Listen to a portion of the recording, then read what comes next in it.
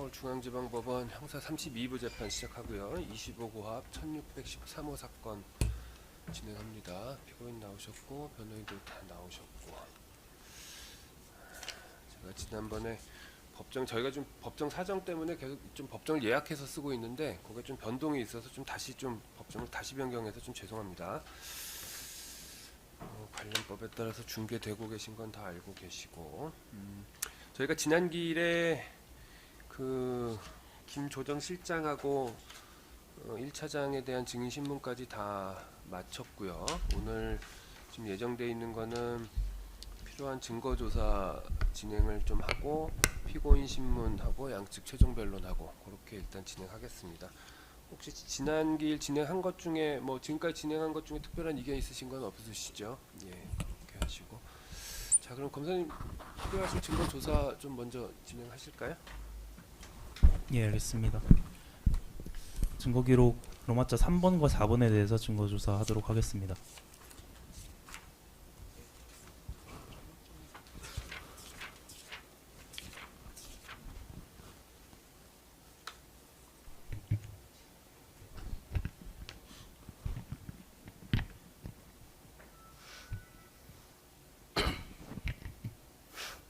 증거조사 시작하겠습니다. 증거수본 1 내지 2는 비아폰 서버 압수수색 절차 진행 관련한 경호처 비아폰 담당자들 작성한 진술서이고, 증거수본 3 내지 12는 비아폰 사용 관리 실태에 관한 경호차장, 비서관, 김용현 장관 수행 비서관의 진술이며, 증거수본 13 내지 45번은 비상계엄 관련 뉴스 기사들이고, 증거수본 47번은 비상계엄 이후 수사부릉 비아폰 관리 등에 관한 경호처 차장, 경호본부장 등의 진술이고, 증거수본 48 내지 57번은 비상계엄 이후 수사부릉 경위 등에 관한 경호처 관계자들 진술입니다.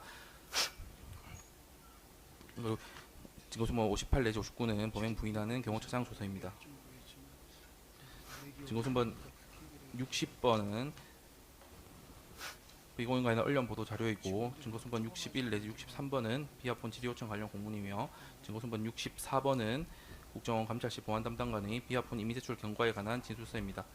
증거수본 65 내지 70번은 증거인멸 성립에 관한 참고 판례이고, 증거수본 71번은 피고인 인터뷰 자료로서 간단히 성상만 제시하겠습니다.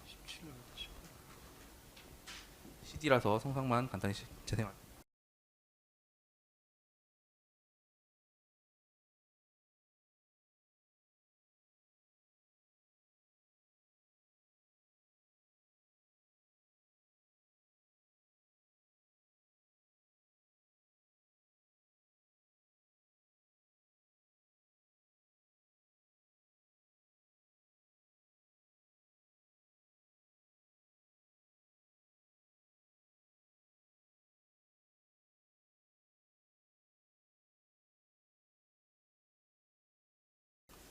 총 6개 파일이 있고, 네, 주불리 김병주입니다. 지금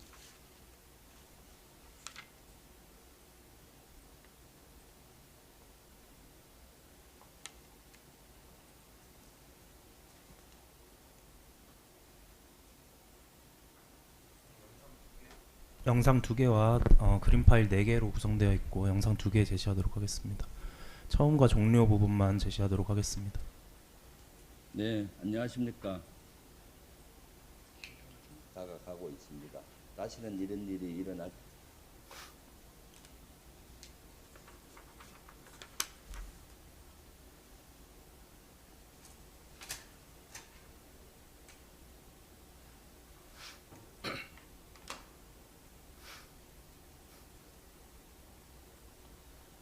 증거수본 72 내지 80번은 경호처 비아폰 담당 등에 관한 담당 등에 대한 가입자 조회 내역이고, 증거수본 81 내지 86번은 홍정원 1차장 진술 및 조사 제시 자료로서 대통령으로부터 주요 정치인 등 체포 지시 받고 이를 보고했다는 취지 진술입니다.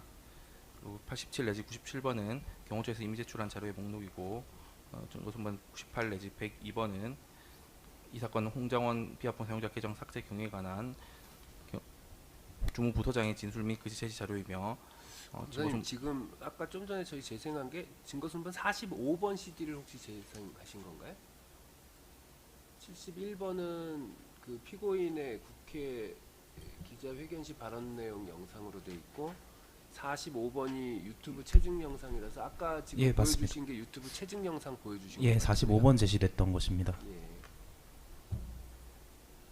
그럼 그 71번도 간단히 한번 재생을 해볼까요? 예, 71번 기록 2권 1601쪽에 편철되어 있는 CD 재생하도록 하겠습니다. 지난 증거 조사 때 제시되었던 자료여서 이번 처음과 종료 부분만 제시하도록 하겠습니다.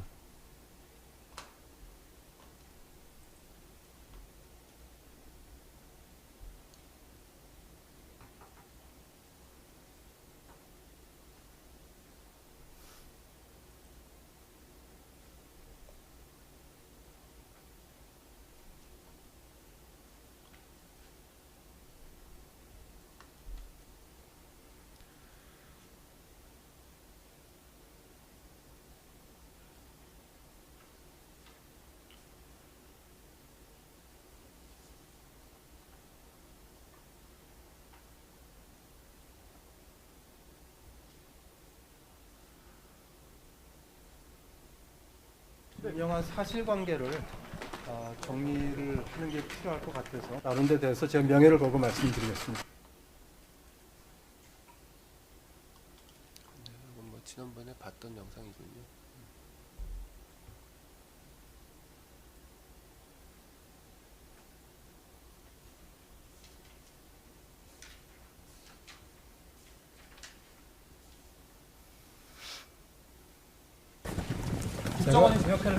제가 정보위원장한테 자세히 설명해서 예, 이건 이 정도로 보시죠. 이 영상 뭐 특별히 더 보실 필요는 없으시죠? 저는 예.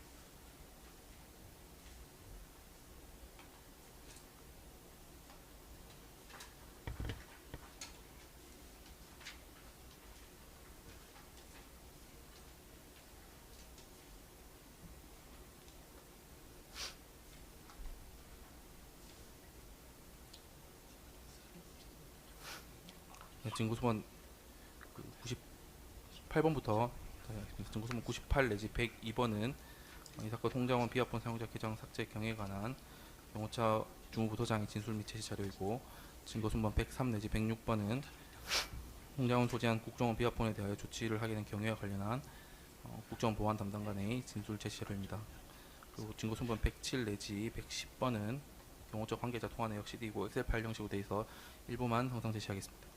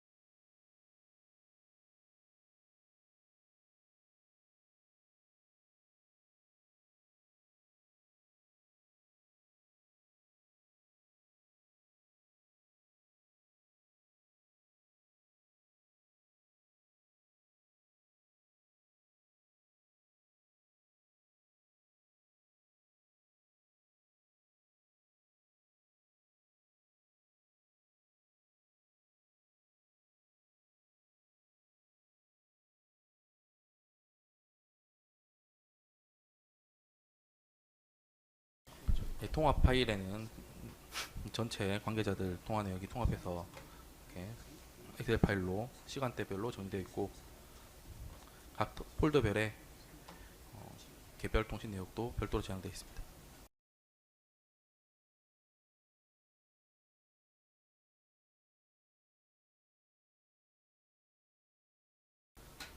증거순번 111번은 공소사실 부인한 취지의 경호처장 진술서이고, 증거순번 112번은 자료 보전 요청 공문, 113번은 인사기록 송부 요청 공문, 증거순번 114번은 자료 제출 요구 회신서, 증거순번 115번은 인사기록 송부 요청 회신 자료입니다.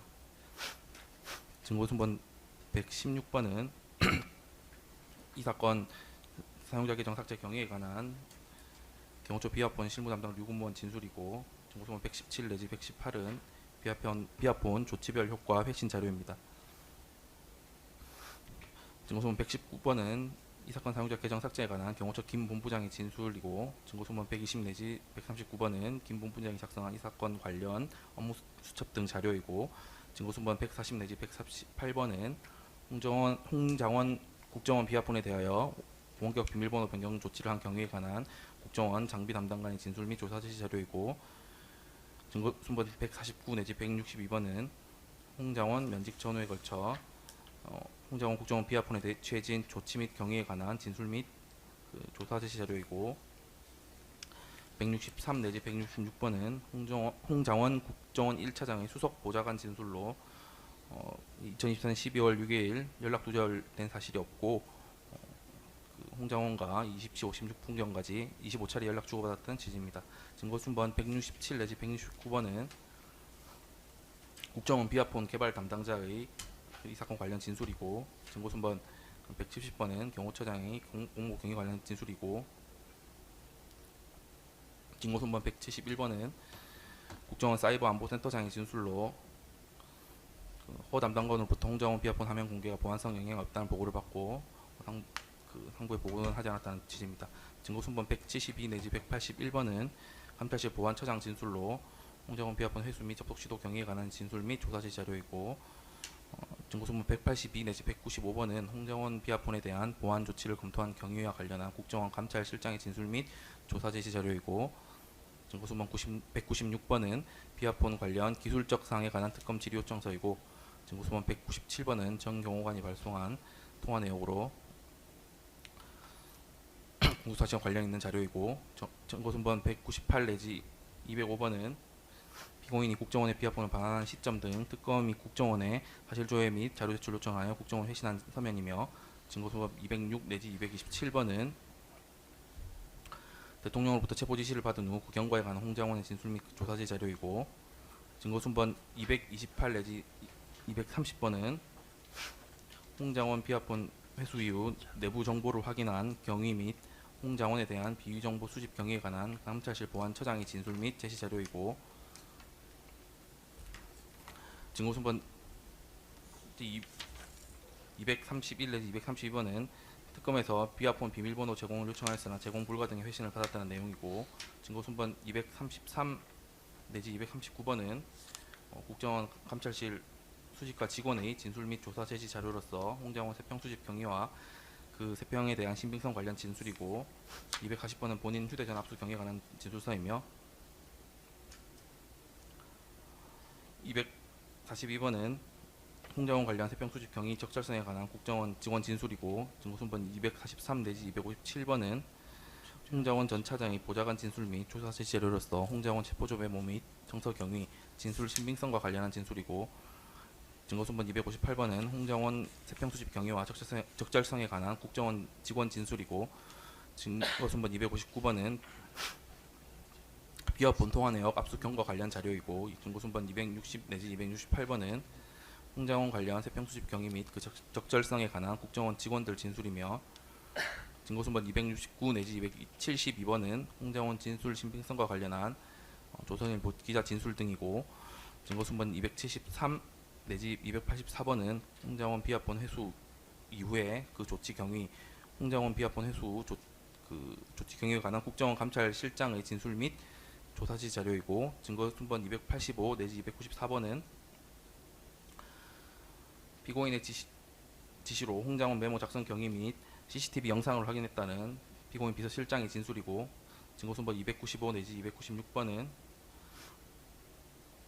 홍장원 차장의 보좌관에게 회유성 제안을 했다는 국정원 직원의 진술 및 제시 자료이고, 증거순번 297 내지 330번은 그 밖에 홍장원 진술 신빙성과 관련한 자료들이며, 증거순번 331 내지 332는 범죄경력조회서로 양형자료이고, 그 다음으로 증거순번 333번은 경호처 비합본 관리자 계정 수행 내용 및 데이터베이스상 통화기록 시각화 자료이며, CD 전자정보를 출력한 자료이고 CD 성상 제시하겠습니다. 333번, 334번입니다.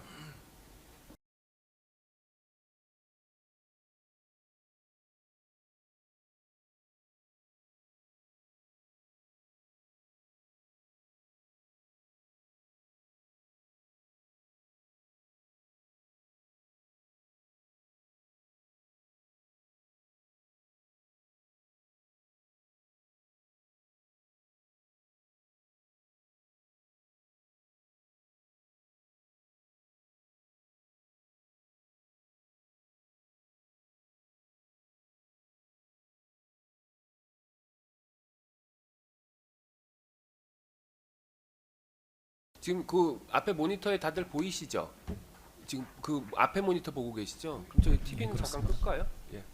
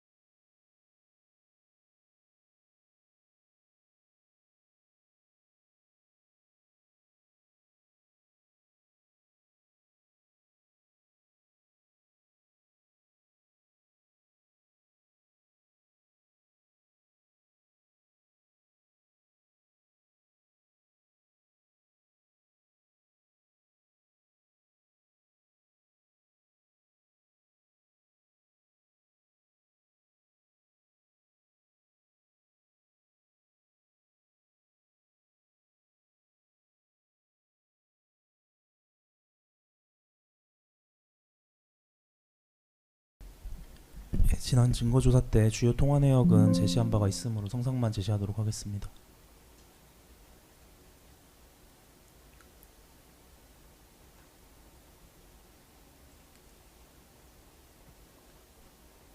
전체 통화 내역 및 개별 대상자별 비합본 통화 내역이 시트별로 정리되어 있습니다. 이상입니다.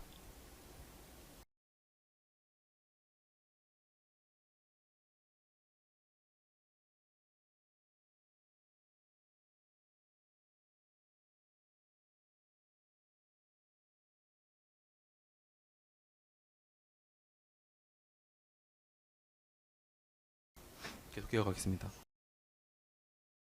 증거순번 335 내지 341번은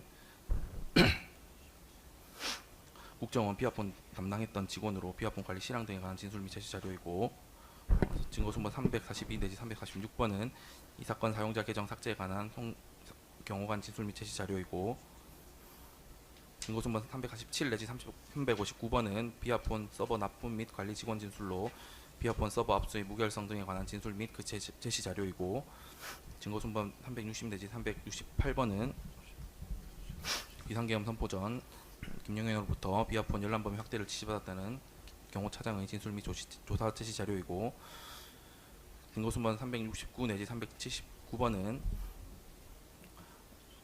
비합본 기술 자문 총괄하고 있는 국가보안기술연구소 연구원의 공사실 입증 관련 진술 및 제시 자료이고, 증거순번 380 내지 385번은 이 사건 사용자 계정 삭제 경위에 관한 경호처 담당자 진술 및 조사 제시 자료이고, 증거순번 385 내지 388번은 경호 계획부 공용 비합본 반납 경위에 관한 경호처 직원의 진술 및 제시 자료이고, 증거순번 389 내지 399번은 이 사건 사용자 계정 삭제에 관한 송경호관 진술 및 조사 제시 자료이고, 증거순번 400 내지 402번은 관련 통화 내역으로 녹음 통화 녹취 몇 CD가 첨부되어 있습니다. 간단하게 보상 제시하겠습니다.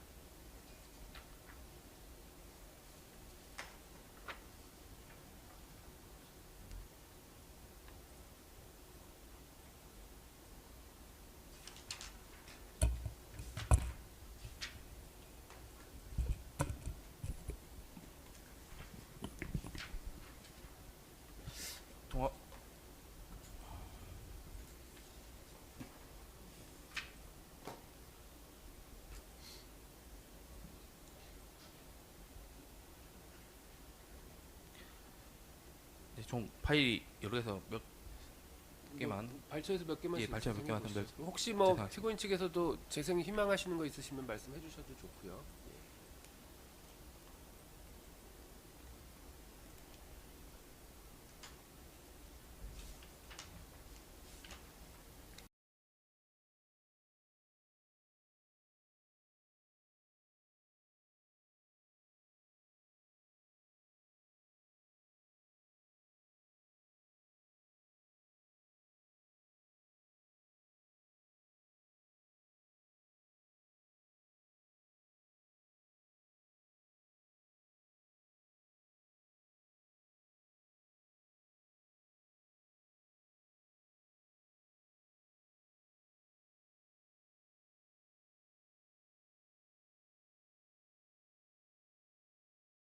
예, 이 정도만 제시하겠습니다. 예.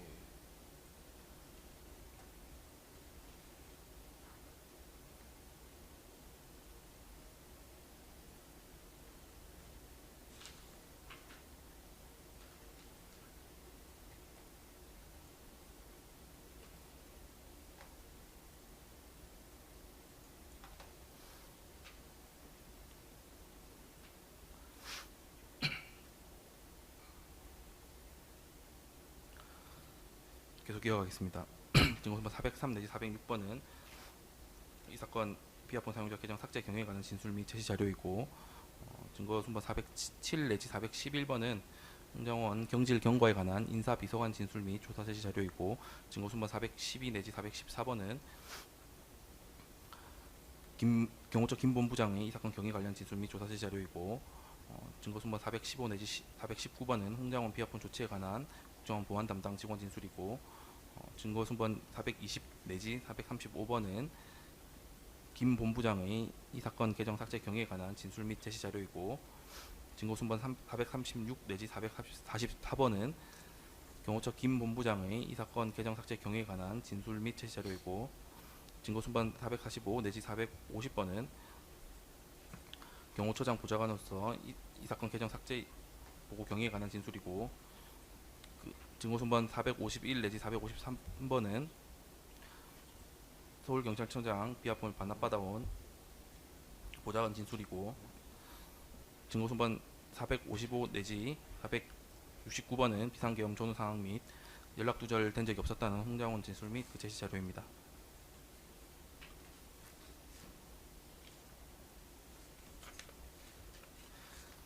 그리고 추가로 증거로 제출된 증거 기록 4권은 이 사건 관련 그 판결문, 관계자적 증거 녹취서 등이 추가 증거로 제출되었습니다.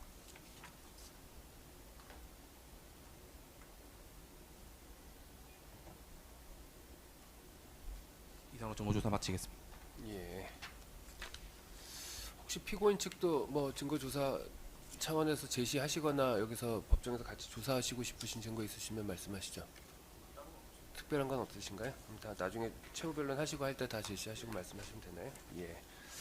자, 그럼 증거조사는 이걸로 마치고 저희가 지난 길에 그 증거조사 했던 1권, 2권은 증거를 제출 받았죠? 네, 그럼 요 그렇습니다. 지금 마친 3권, 4권도 요 지금 오전 재판 끝나고 적절한 시점에 제출해 주십시오. 예, 알겠습니다. 네. 이렇게 하면 될 것 같고. 자, 그러면 저희 피고인 신문 이어서 바로 진행할까요? 네. 예. 피고인이 요즘 증인석으로 옮겨 앉으시죠.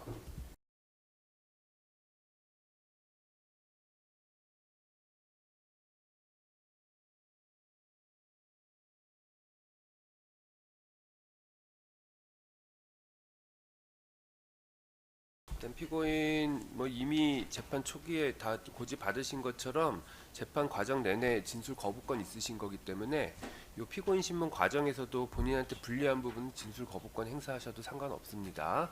예. 그리고 뭐 이제 그 중계되는 건 알고 계시고 뭐 말씀하신 내용 제가 또 별도로 녹음명에서 그 부분도 녹취할 거니까요. 이 앞에 마이크 적절히 사용하도록 좀 부탁드리겠습니다. 그리고 이게 오전에 다 마무리가 안 될 가능성이 많아서 오전에 일단은 저희가 12시 전까지 진행하는 만큼 진행하고 다 마무리되지 않으면 오후에 이어서 진행하는 걸로 그렇게 진행하겠습니다. 자, 검사님 시작하시죠. 예. 원장님, 특검의 김태환 파견검사입니다. 예, 제가 피고인이라고 호칭하고 몇 가지 좀 여쭤보도록 하겠습니다. 예, 피고인 1979년경 경력을 좀 여쭤보려고 하는데요. 서울대학교 정치학과 졸업하시고 1980년 외무고시에 합격해서 외교부 공무원으로 근무하시다가 2015년에 외교부 1차관으로 퇴임하셨죠. 2015년 10월경에는 대통령실 국가안보실 1차장으로 재직하시다가 2020년경 미래한국당 국회의원으로 당선되신 사실 있으신가요? 네. 그 윤석열 정부 출범 후에는 피고인께서는 2022년 주미대사, 2023년경 대통령실 국가안보실장으로 재직하신 적 있으시죠? 예, 그리고 2024년경부터는 국정원장으로 임명되셔서 재직하셨던 것이고요. 2024년 12월 3일경 비상개업 무렵에는 피고인에 대해서 국무총리 하마평이 또 언론에 보도되고 있었습니까? 예, 증인 피고인께서는 그 본인이 국무총리 하마평에 오르고 계시다는 걸 알고 계셨어요?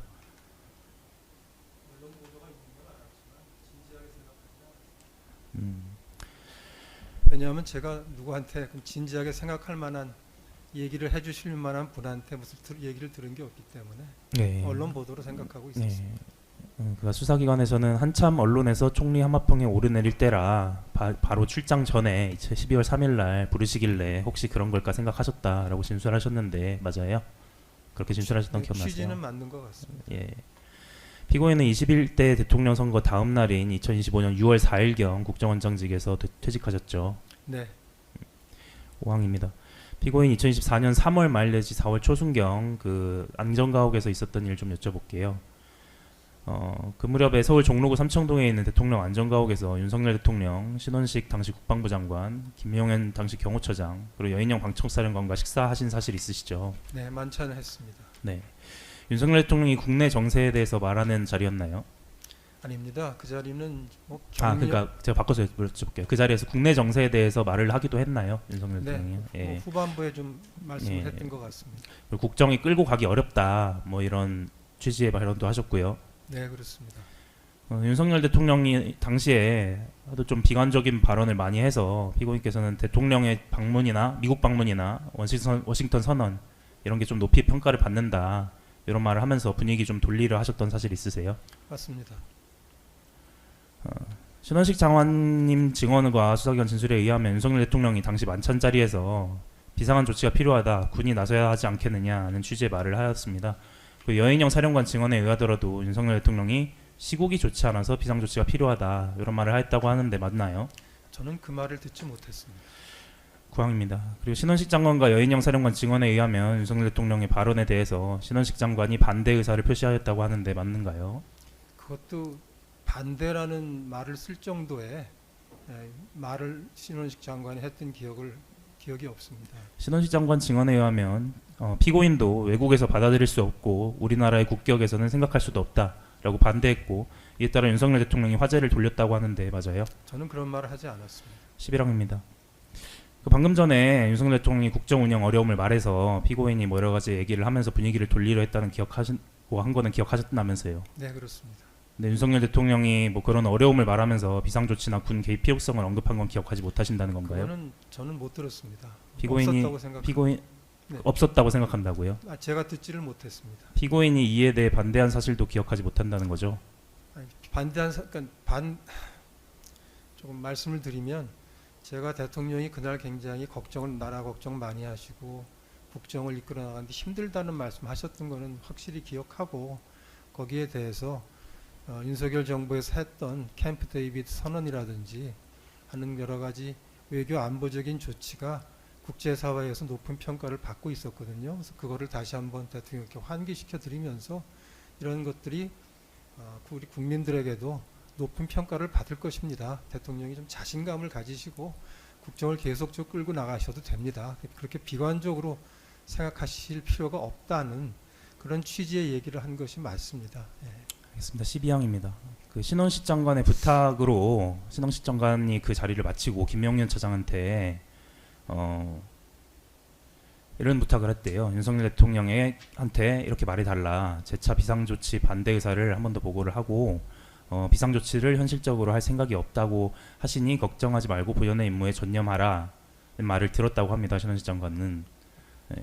그 윤석열 대통령이 그 말을 그래서 신원식 장관이 전달이 되었고 신원식 장관은 그 말을 다시 피고인한테 따로 직접 전달해줬다고 하는데 그거 저는- 기억나지 않습니까? 근데 저는 신원식 장관한테 그런 말을 듣지 않았습니다.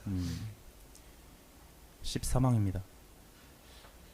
하나 추가로 여쭤보겠습니다. 그 윤석열 대통령 발언 이후에 신원식 장관은 심각하게 그걸 받아들이고 굳이 김용현 처장이랑 여인영 사령관한테 공관으로 같이 가자 해서 공관으로 두 분을 데려간 다음에 재차 비상조치 반대 의사를 윤석열 대통령한테 보고해달라고까지 부탁을 한 건데요.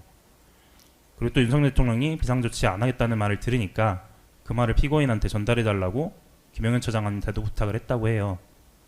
이런 말 들으신 적 없으세요? 저는 그날 그 나머지 세 사람만 해서 신원식 장관 공관에 간 거를 전혀 몰랐고 그건 모르실 수 있는데 네, 수사 과정에서 얘기를 들었고요. 그리고 예, 그건 모르실 수 있는데 신원식 장관님 부탁으로 김명현 처장이나 신원식 장관님이 본인이 직접 피고인한테 대통령께서 그거 안 하신다더라 뭐 이런 말을 전달을 했다고 해요. 그 말 들으신 기억 없으세요? 없습니다. 피고인 혹시 이 만찬 이후에 그 만찬에서 뭐 오갔던 얘기나 이런 것 관련해서든 그 신원 그 만찬 직후에 그 뭐 다음 날이든 그 인접한 시점에 신원식 장관하고 혹시 통화하셨던 거는 기억이 있으세요?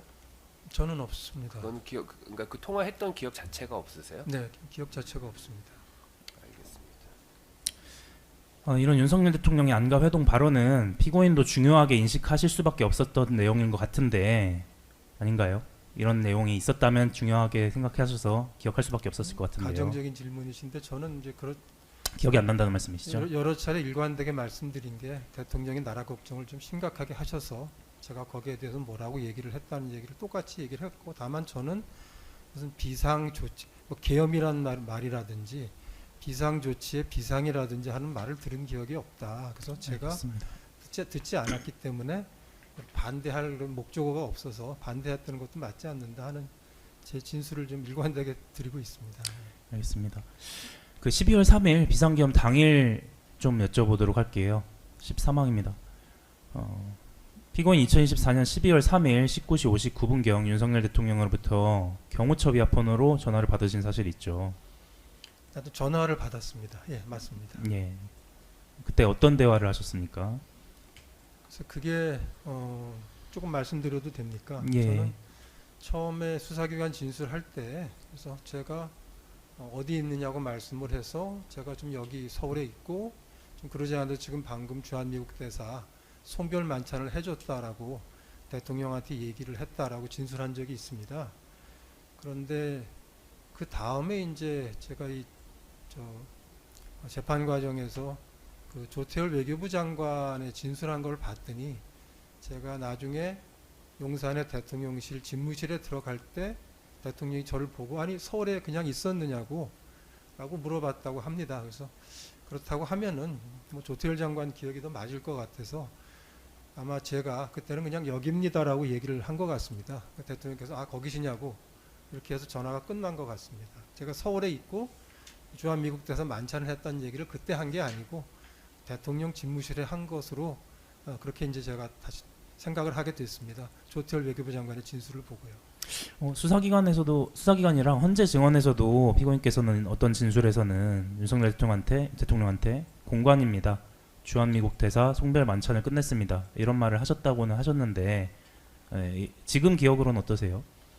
오래돼서 지금은 뭐 기억이 확실치 않은데 제가 이게 준비하는 과정에서 외교부 장관의 진술 조서를 보니까 제가 들어가는 때 대통령이 저를 보고 서울에 있었느냐고 물어봤다는 걸 보니까 아 그러면 그 대화가 그 전화가 아니고 그럼 집무실 들어가면서 얘기를 한 것으로 생각이 된다 해서 그쪽이 더 맞는 것 같습니다. 지금은 잘 기억나지 않으세요? 네, 기억보다는 제가 여러 가지로 판단을 해보니까 주한미국 대사 만찬했다는 얘기를 제가 집무실에서 한 것으로 생각이 됩니다. 근데 15항입니다. 그 피고인은 윤석열 대통령과 통화한 5분 뒤에 바로 대통령실 강의구 부속실장으로부터 대통령실로 오라는 전화를 받아요. 그래서 대통령실로 실제로 출발해서 20시 55분경에 대통령실에 도착을 하거든요. 일단 대통령실 가신 거 맞죠 그때? 맞습니다. 예. 그 피고인이 윤석열 대통령과 통화를 하신 직후에 바로 강의구 부속실장으로부터 오라는 전화를 바로 받았고 그리고 피고인 지금 수사기관에서 진술하신 내용에 따르면 윤석열 대통령한테 공관입니다. 주한 미국 대사 송달 말천을 끝냈습니다. 이런 말을 하셨다면 이미 미국에 간 것으로 윤석열 대통령이 착각했을 리는 없는 거 아니에요? 그래서 제가 예. 그렇게 진술을 했습니다. 제가 그때 기억이 나는 대로 진술을 했는데 음. 그 다음에 이제 보니까 그 말을 거기서 했는지 대통령을 집무실에서 들어가서 만나서 얼굴을 보고 했는지 이 부분에 대해서 이제 따져보게 됐는데 그러니까 따져 보면은 강희구 부속실장이 바로 전화를 했잖아요. 오라고 대통령실로 미국에 있는 분한테 오라고는 하지 않았을 거 우선 아니에요. 저는 그 당시 밤에 대통령 전화를 받고 이제 뭐라고 얘기를 한 겁니다. 그래서 이제 뭐 어디냐고 물어봤던 기억은 제가 나니까 여기라고 대답을 했는지 공관에 있다고 대답했는지까지는 기억나지 않았습니다. 근데 제가 그 상황에서 이제 대답을 한 거죠. 여기 서울에 있고 지금 공관에서 있고 미국 대사 만찬을 마쳤다. 저는 그때 그 얘기를 전화로 한 줄 알았습니다. 근데 그때 기억은 네, 다른 사람 그랬다는 거죠? 진술을 보니까 제가 틀렸을 수도 있겠다고 생각한 거고 그다음에 제가 그냥 말씀을 드리면 저는 그냥 대통령한테 여기 있다고 얘기한 거니까 제가 미국에 있다고 얘기하지 않았기 때문에 그런 생각은 전혀 하지 않았고요. 수사받으면서 대통령 전화를 받고 끊었고 조금 있다가 부속실장이 들어오라고 하니까 들어오라 그러는가 보다 하고 들어간 거죠. 그때는 뭐 이상하게 생각하지 그렇게 하나도 없었습니다.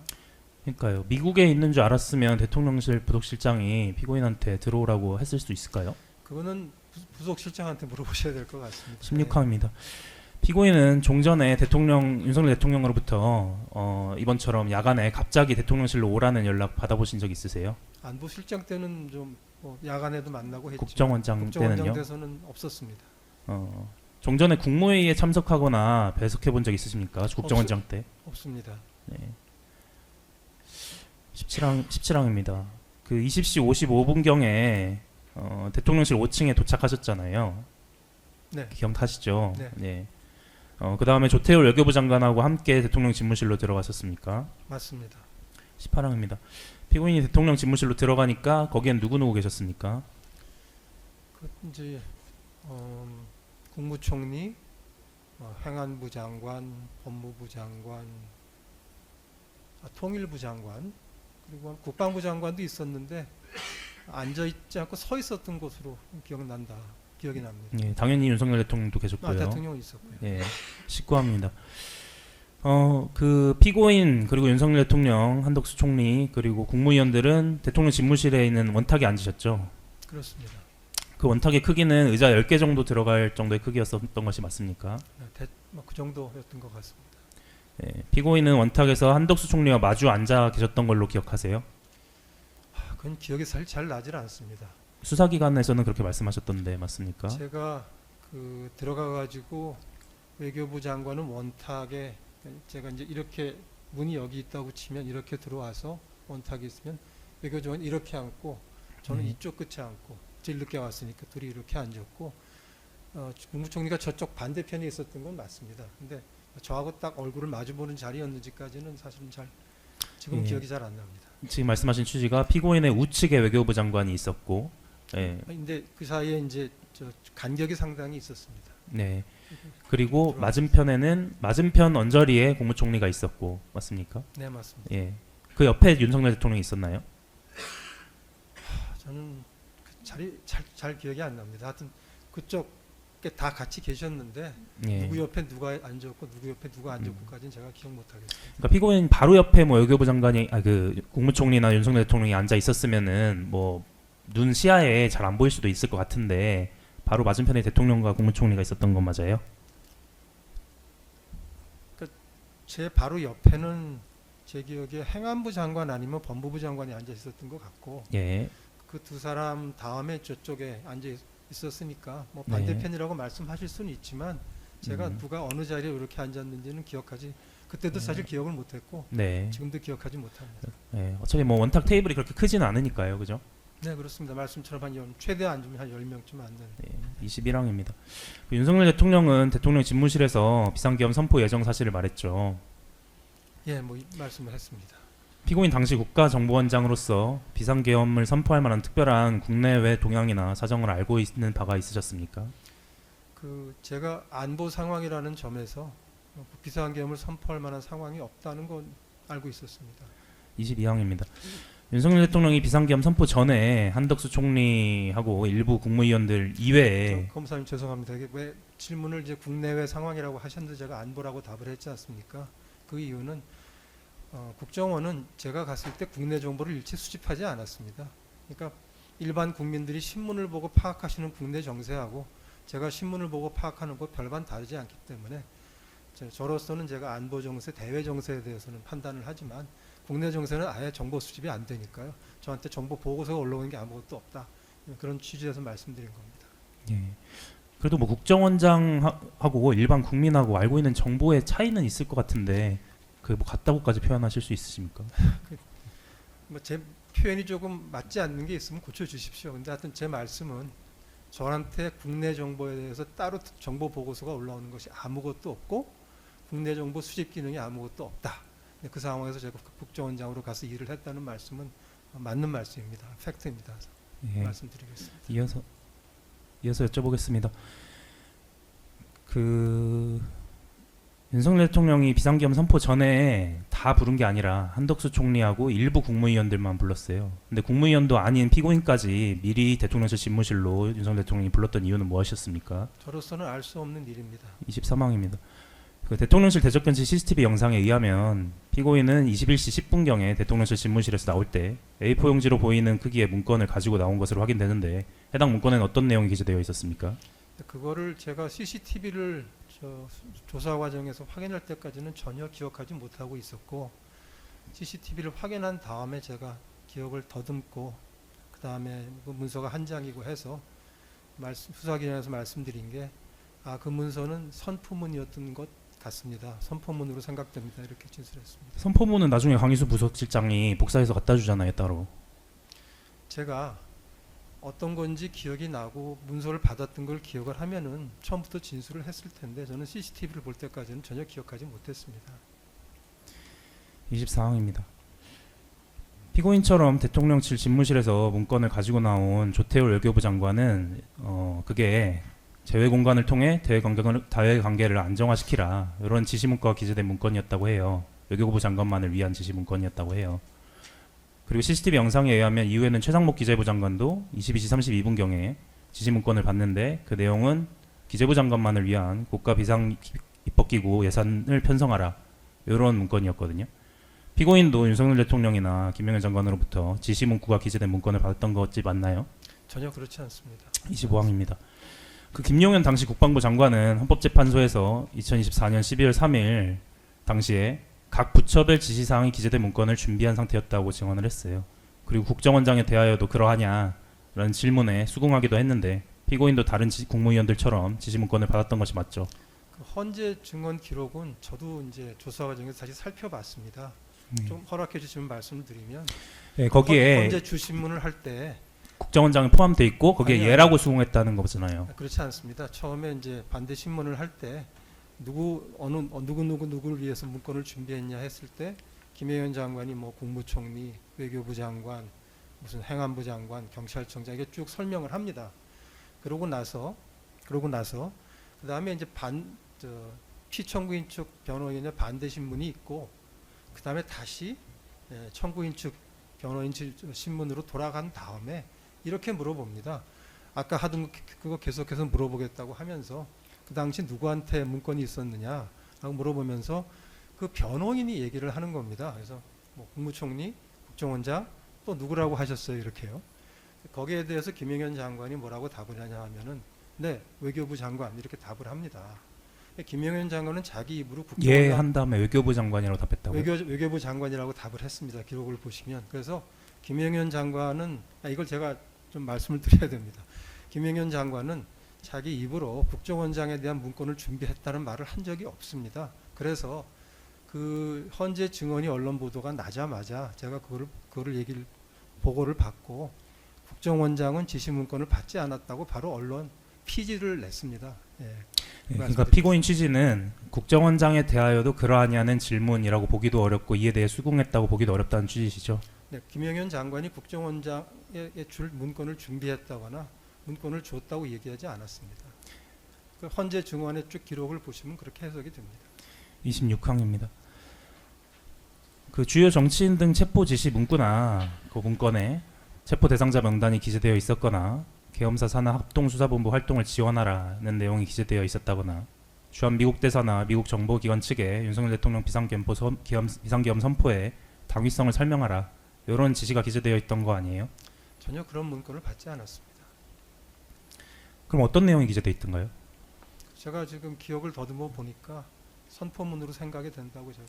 그 선포문은 나중에 강의구 부속실장이 가져가다 주고 그 강의구 부속실장이 이상민 장관이나 박성재 장관이나 송민호 장관한테 따로 줘요. 그리고 이상민 장관은 그거랑 별도의 문건을 집무실에서 받다고 하고 관련 판결문에 의하면 별도의 문건을 받았고요. 그 선포문은 아닌 것으로 보이고 제가 조사받는 과정에서 들으니까 그 원탁에 뭐 선포문을 포함해서 문건들이 좀 있었다고 하는 진술도 있었다고 하고요. 제가 들었습니다. 그래서 그렇다고 하면은 제가 가지고 나온 게 선포문이겠구나라고 생각한 겁니다. 그러니까 그 문건의 내용이 확실히 기억은 안 나시는데 지시 문구는 없었다. 이건 기억하시는 거예요? 네, 제가 말씀을 드리면 지시 문건이나 특별한 것 같으면 기억이 당연히 나야 되지 않겠습니까? 기억이 나지 않기 때문에 기억 자체를 못 하고 있었고 CCTV를 보고 확인해서 제가 기억을 더듬어서 문건이 한 페이지이고 여러 가지 정황을 보니까 이건 선포문이겠구나라고 해서 지금 말씀을 드리는 겁니다. 기억이 나서 진술하는 게 선포문은 특별한 문건이 아닌가요? 선포문은 그 특별한 문건은 아닌 것 같습니다. 27항입니다. 사망 정도의 간략한 내용이니까요. CCTV 영상에 의하면 피고인은 대통령실 집무실에서 문건을 가지고 나와 양복 안주머니에 집어넣었던 것으로 보이는데 맞나요? 네, 저도 봤습니다. 일반적인 내용이 아니라 피고인한테 부여된 지시 문구가 있었기 때문에 따로 챙기셨던 거 아니에요? 그렇지 않습니다. 그 28항 영상을 보시면 제가 문건을 여러 사람 앞에 이렇게 상에다가 내려놓는 장면까지도 나옵니다. 그 여러 사람 다른 분들도 똑같이 지시 문건을 받았기 때문에 굳이 숨길 필요가 없었기 때문 아니에요? 그렇지는 않습니다. 28항입니다. 윤석열 대통령이 피고인한테 문건을 주시면서 지시했던 대로 윤석열 대통령은 피고인이 대통령실을 떠나자마자 22시 53분경 홍장원 차장한테도 전화해서 이번 기회에 싹 다 잡아들여라 라는 등의 말을 하면서 정치인 등에 대한 체포 지시를 했던 것이 맞나요? 저는 문건을 받지 않았습니다. 29항입니다. 그리고 윤석열 대통령은 홍장원 차장과 통화를 마친 직후에 22시 55분경에 바로 피고인한테 전화를 하셨어요. 그리고 피고인한테 동일한 내용의 지시를 홍장원 차장에게 했음을 알려줬던 거 아닌가요? 그렇지 않습니다. 제가 그거는 진술을 할 때 뭐 미국 어떻게 하실 거냐고 물어봤고 미국을 내가 어떻게 하겠냐고 답을 했다고 했는데 그 부분은 헌법재판소에서도 재판관님이 잘 이해 안 된다고 하셨잖아요. 조금 말씀드려도 되겠습니까? 예. 저도 그 생각을 좀 해봤습니다. 사실은 뭐 그날 밤의 상황에서 제가 미국을 간다는 건 말이 안 되기 때문에 전화를 하시고 그리고 전화 아주 짧게 하셨습니다. 제가 몇 초까지는 기억 못하겠지만 1분도 안 됐던 것 같은데 그래서 대통령이 비상계엄 이제 12월 3일 밤에 하면서 사전에 저한테 국정원장한테 무슨 얘기하신 것도 없고 그날 밤에도 제가 가서 만류하고 반대하고 하고 이제 얘기를 했지. 그리고 이제 서로 헤어졌는데 대통령이 국정원장 좀 그렇게 보내는 게 돌아가도록 내 보내는 게 좀 마음에 걸려서 그냥 전화를 하셨던 것 같아요. 전화해서는 미국 가는 얘기를 그냥 하셨던 것 같고 저는 미국 가는 얘기 들었던 건 확실히 기억하고요. 다른 얘기는 없었습니다.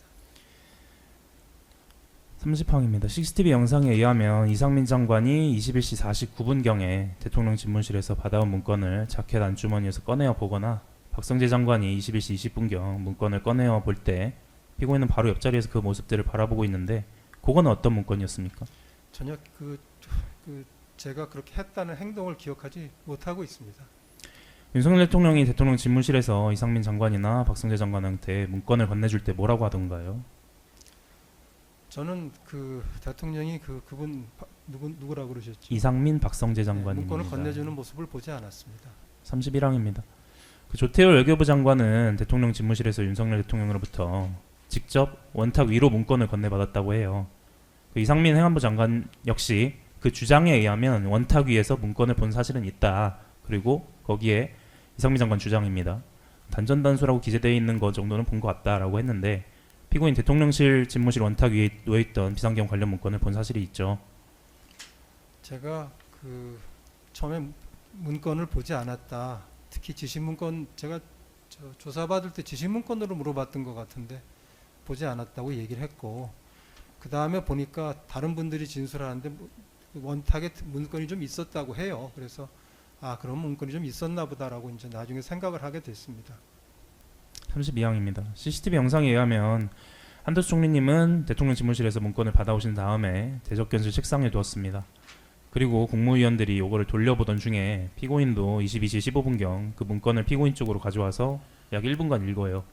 그 다음에 조기용 장관님한테 건네주는 모습이 확인되는데 그건 무슨 문건이었습니까? 네, 그 조금 말씀을 드리겠습니다. 그건 제가 담화문이라고 나중에 진술을 했고요.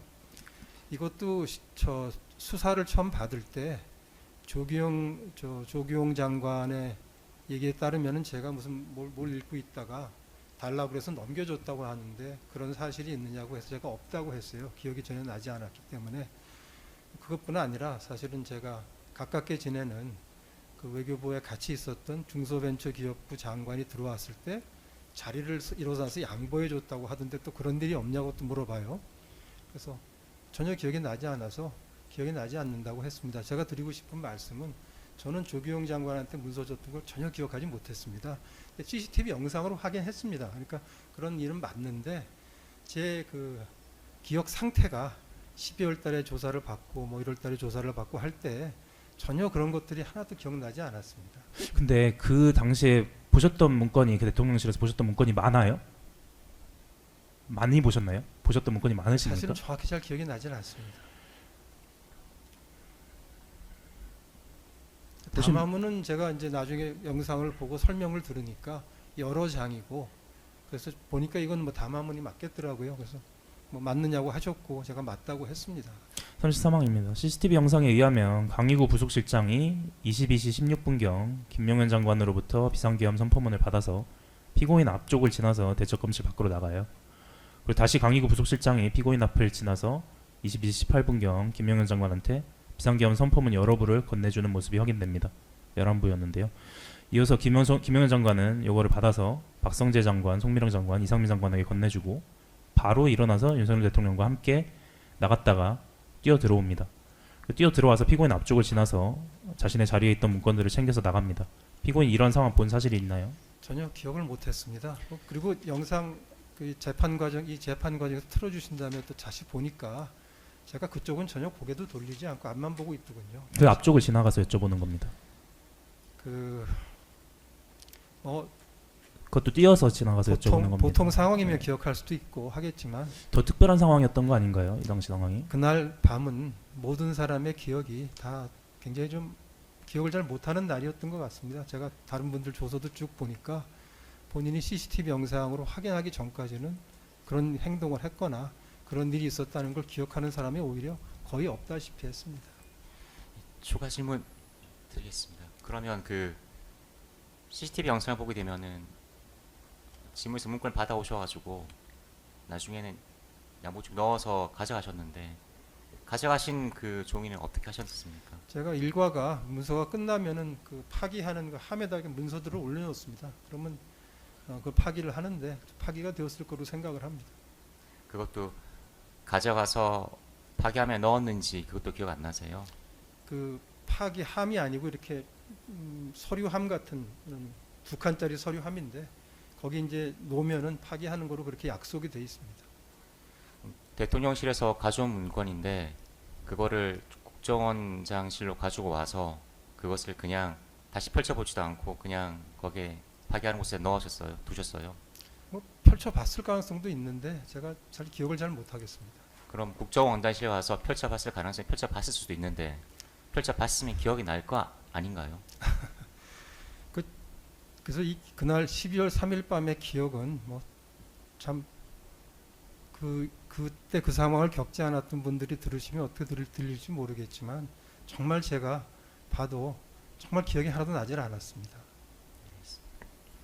예, 추가로 하나 여쭤보겠습니다. 그 아까 김용현 장관님이 현재 증언에서 뭐 수긍했다는 취지로 말한 건 아니라고 하셨는데 김용현 장관님 질문을 보면요. 어떻게 답하셨냐면 행안부 장관, 국정원장 또 어디 있었지요? 국무총리도 있었다 그러셨고 맞습니다. 라는 질문에 예 외교부 장관이라고 말을 하는데 외교부 장관이라는 단어가 질문에 없었기 때문에 질문을 듣고 외교부 장관까지 있었다 이런 취지로 김영현 장관이 답한 것으로 보이는데 피고인은 그렇게 생각 안 하시는 김영현 건가요? 장관은 처음에 자기가 얘기했던 진술을 이렇게 되풀이한 것 같아요. 그러니까 누구한테 줬다고 다 진술했거든요. 근데 변호인이 이제 다시 물어본 거죠. 그러니까 자기가 김영현 장관이 보니까 외교부 장관이 빠졌으니까 빠졌다고 얘기한 거죠. 그러니까요. 질문을 잘 듣고 거기에 있는 아, 사람 중에 빠진 사람을 말한 그렇지 거잖아요. 않았던 것 같고요. 그래서 저는 받지 않았고 그 맥락을 뭐 나중에 보시면은 이게 본인은 얘기하지 않았던 거를 변호인은 얘기한 것처럼 물어봤거든요. 그리고 쭉 물어본 다음에 또 누가 있었냐고 물어봐서 대답을 네 하고 외교부 장관이라고 한 겁니다. 그걸 가지고 피고인은 그렇게 생각을 하신다는 거죠. 제 생각뿐 아니라 객관적으로 봐도 그거는 김영현 장관이 진술한 게 아닙니다. 예, 이어서 질문하도록 하겠습니다. 피고인 지금 그러면 그날 강의구 부속실장 전화를 받고 대통령실로 가서 집무실 대접견실에 계속 계셨고 그리고 나서 이제 나오셔서 국정원으로 복귀하셨거든요. 그러면 그때 그 대통령실에 가서 그 대통령 집무실에서 본인이 들었거나 본 사실 그리고 대접견실에서 본인이 들었거나 본 사실 그거를 좀 구분해서 한번 좀 이렇게 기억나시는 대로만 말씀해 보세요. 예, 제가 기억이 많이 나지 않아서 진술을 많이 못했습니다만은 해보겠습니다. 그 집무실에 처음에 들어갔는데 평상시하고는 완전히 달랐어요. 평상시에는 뭐 대통령이 쾌활하신 분이고 하니까 무슨 얘기를 하고 있으면 뭐 딴 사람들도 같이 뭐 웃기도 하고 얘기도 맞장구도 치고 이런 건데 저희 외교부 장관하고 저희 둘이 들어가니까 뭐 얼음장처럼 이렇게 아주 조용하고 이런 상황인데 이제 앉아서 조금 있으니까 어떻게 해서 알게 됐는지 사실 정확히 기억은 못하지만 아 이게 좀 비상계엄 얘기를 하고 있구나라는 걸 알게 됐고요. 그 다음에 이제 기억나는 게 한덕수 총리가 외교부 장관한테 이게 외교적으로 어떻게 했느냐 내지는 외교적으로 문제가 없겠느냐 뭐 이런 취지로 외교부 장관한테 얘기를 하라고 시켰어요. 그래서 외교부 장관이 이게 외교적으로 큰 문제가 있고 그래서 이 비상계엄이라고 하는 거는 이거 하시면 안 될 일이라고 그렇게 이제 얘기를 했고요. 그 다음에 이제 대통령이 그 비상계엄이라고 하는 거는 꼭 해야 되는 일이고 이거는 여러분들하고 대통령 입장이 다르다고 하면서 이건 꼭 해야 되는 일이라는 얘기를 계속 이제 하시는데 거기에 대해서 다른 사람들이 찬성하는 얘기를 하는 사람이 한 사람도 없고 다 기회가 되면은 근데 대통령님 이건 조금 이런 식으로 좀 반대하는 얘기, 걱정하는 얘기를 하고 했습니다. 나중에 보니까 그게 그 말씀하실 때 그 본인이 질문을 뭐 누가 말을 시켜서 말을 했거나 뭐 아니면 뭐 하여간 그 본인과 관련된 부분 있잖아요. 그 부분만 조금 한정해서 말씀해 저도 보실까요? 대통령한테 이거는 너무 걱정스럽습니다 하는 취지로 그 걱정된다는 얘기는 한마디 했던 거로 생각이 들고요. 그러고 나서 이제 나왔다가 그다음에 이제 더 뭐 같은 얘기가 반복되니까 대통령이 이제 그만 나가 있으라고 하셨어요. 그래서 전부 나왔는데 한 20분이 안 됐던 것 같고 그다음에 대접견실에 있다가 제가 이제 다른 장관들하고 얘기를 하는데 뭐 언젠가 하여튼 이제 국무회의라는 거 이제 소집이 돼서 이제 국무위원들을 부른다는 걸 제가 인지하게 됐고 알게 됐고 그렇게 하고 이제 이게 비상계엄이 되는 경우에는 헌법적으로 국무회의에서 심의를 해야 되는 사항이다. 또 어느 분이 말씀을 해서 그것도 또 알게 됐고 그런 얘기를 하고 있다가 제가 대통령한테 다시 한번 좀 말씀을 드려야 될 것 같아서 그 최상목 부총리가 나중에 이제 대접견실로 와서 집무실로 들어가서 제가 바로 따라 들어갑니다. 그래서 집무실에 다시 들어가서 대통령님 이거 정말 하시면 안 된다고 이거 하시면 안 된다는 말씀을 한번 더 드립니다. 그리고 이제 나왔고요.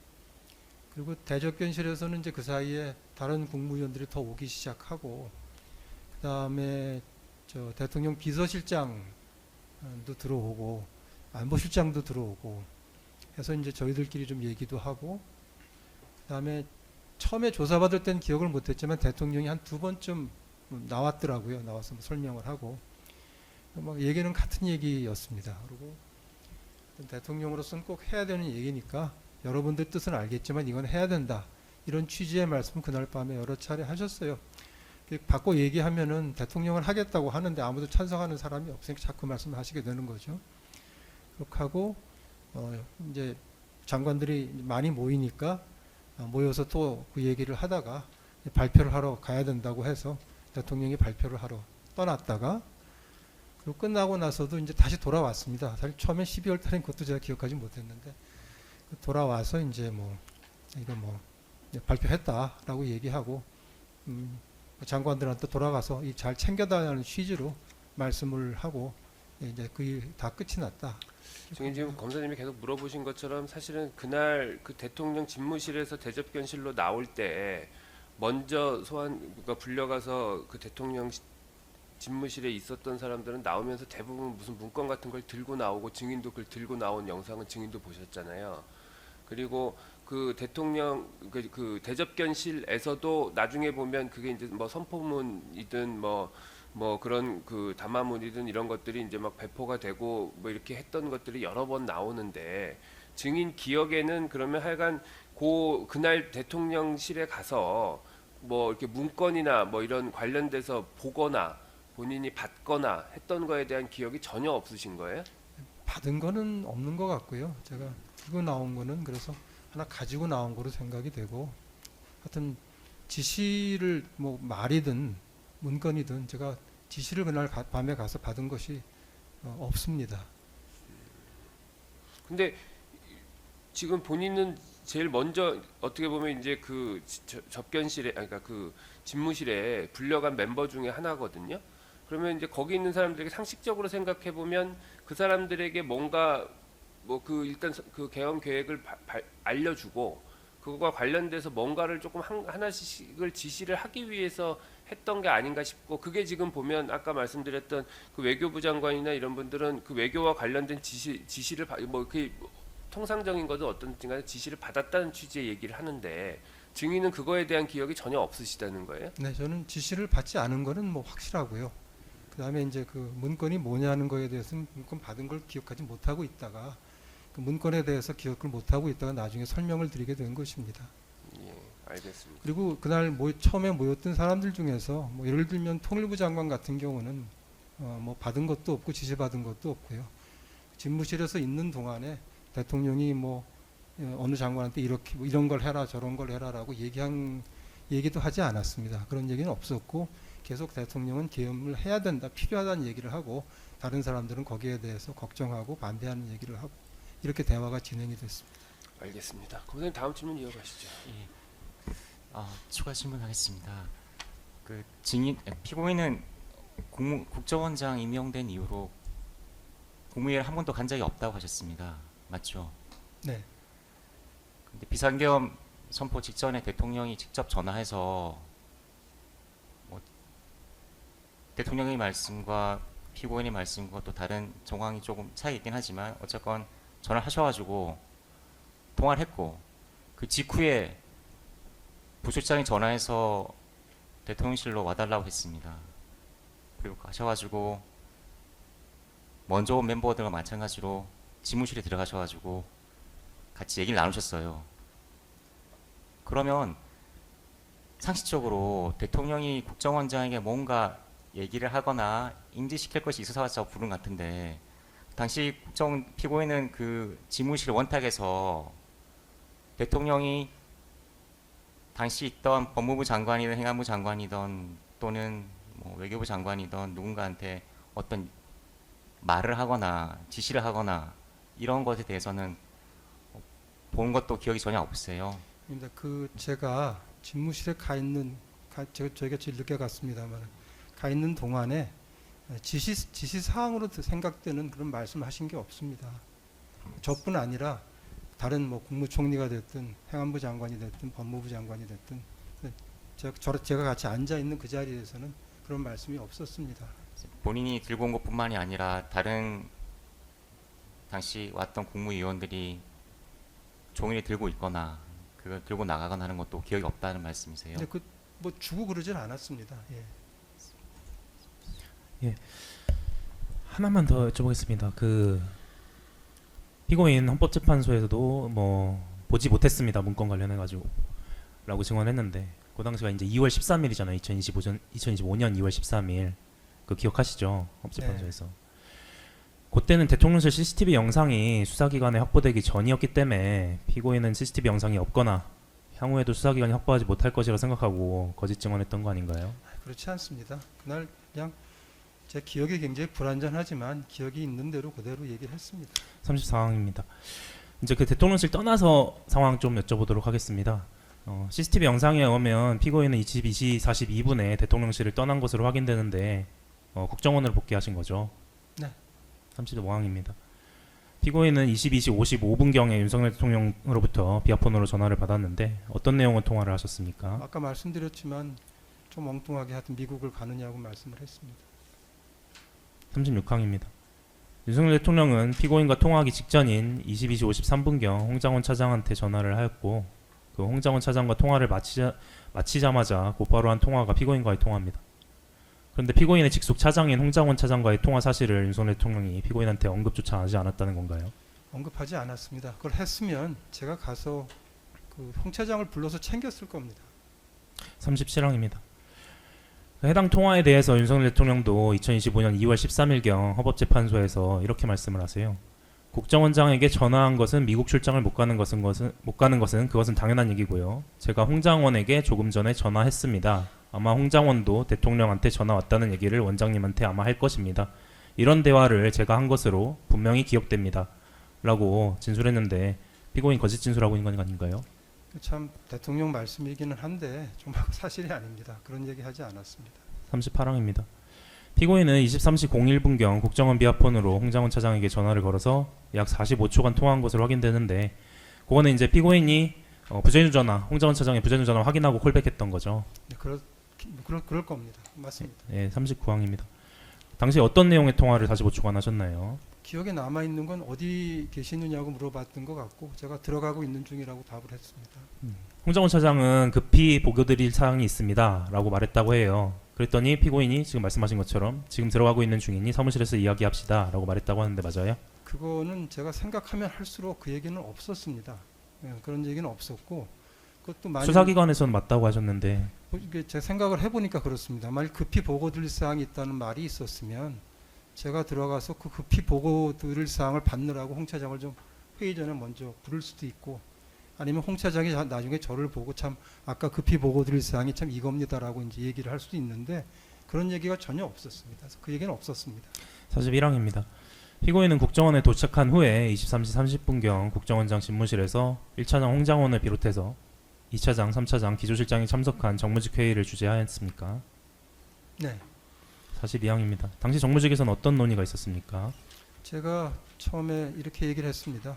이제 비상계엄 선포가 됐다. 그래서 비상계엄이 되면 우리 국정원이 어떤 일을 하도록 되어 있느냐라고 물어봤고 거기 이제 뭐 대답을 들어보니까 다들 뭐 예상 못했던 일이라서 정확한 답이 나오지 않아서 그러면 그 차장들이 그 산하 부서장들하고 좀 또 알아보고 해서 내일 아침에 얘기를 하자라고 저는 얘기를 했고요.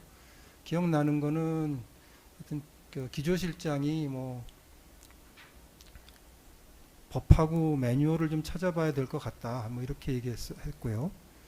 그 다음에 이제 2차장이 이게 그 비상계엄이 되게 되면은 그 계엄 합수부가 방첩사의 합동수사본부가 차려지는데 합동수사본부가 차려지면 어쩌면 우리가 요원들을 좀 보내고 해야 되는 게 있을지 모른다. 뭐 이런 얘기를 했고 그다음에 1차장이 그 제일 끝에 그 뭐 원장님 이거 언제 아셨느냐고 했습니다.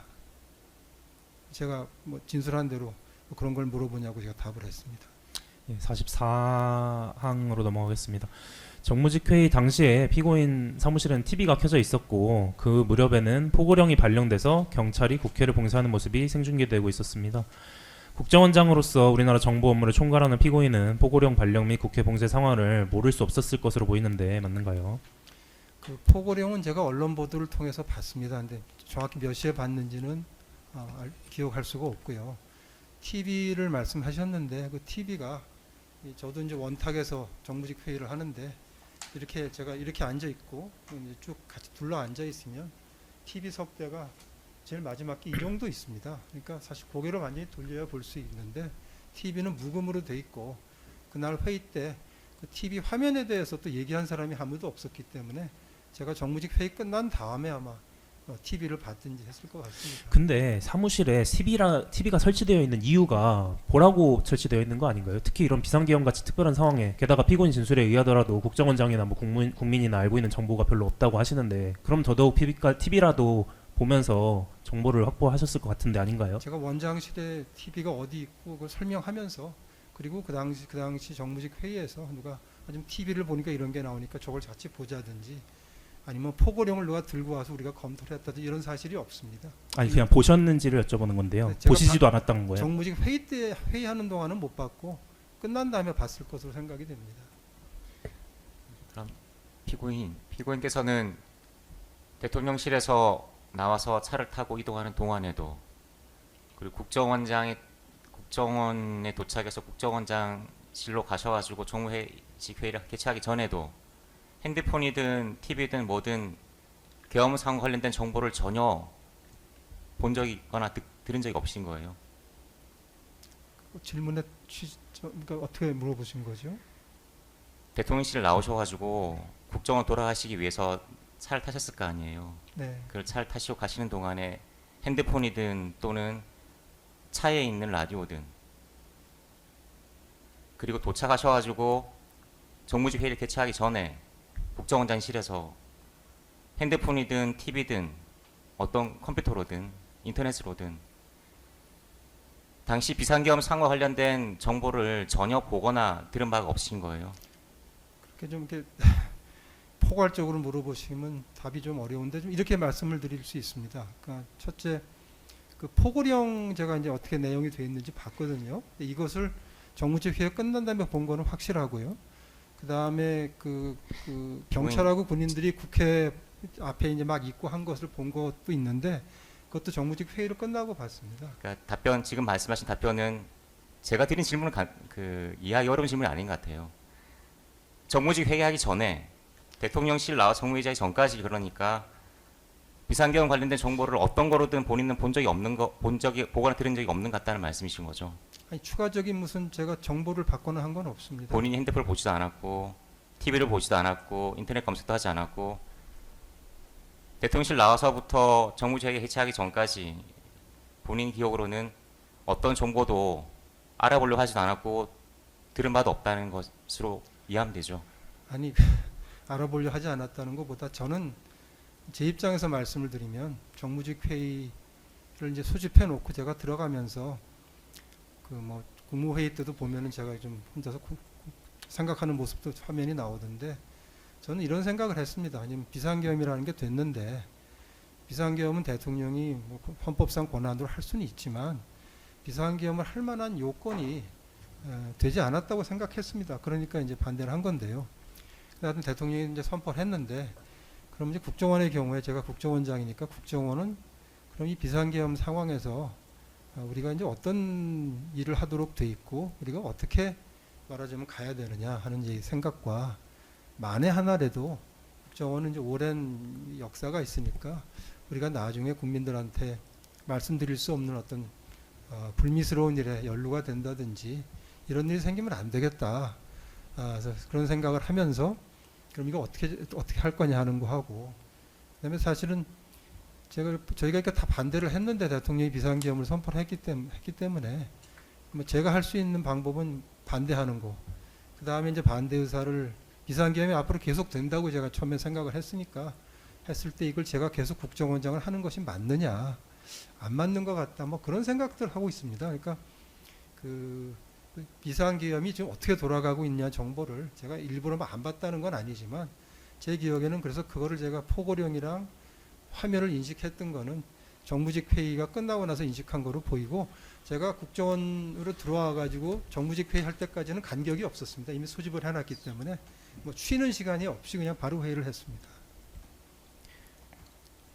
예, 이어서 45항부터 다시 여쭤보겠습니다.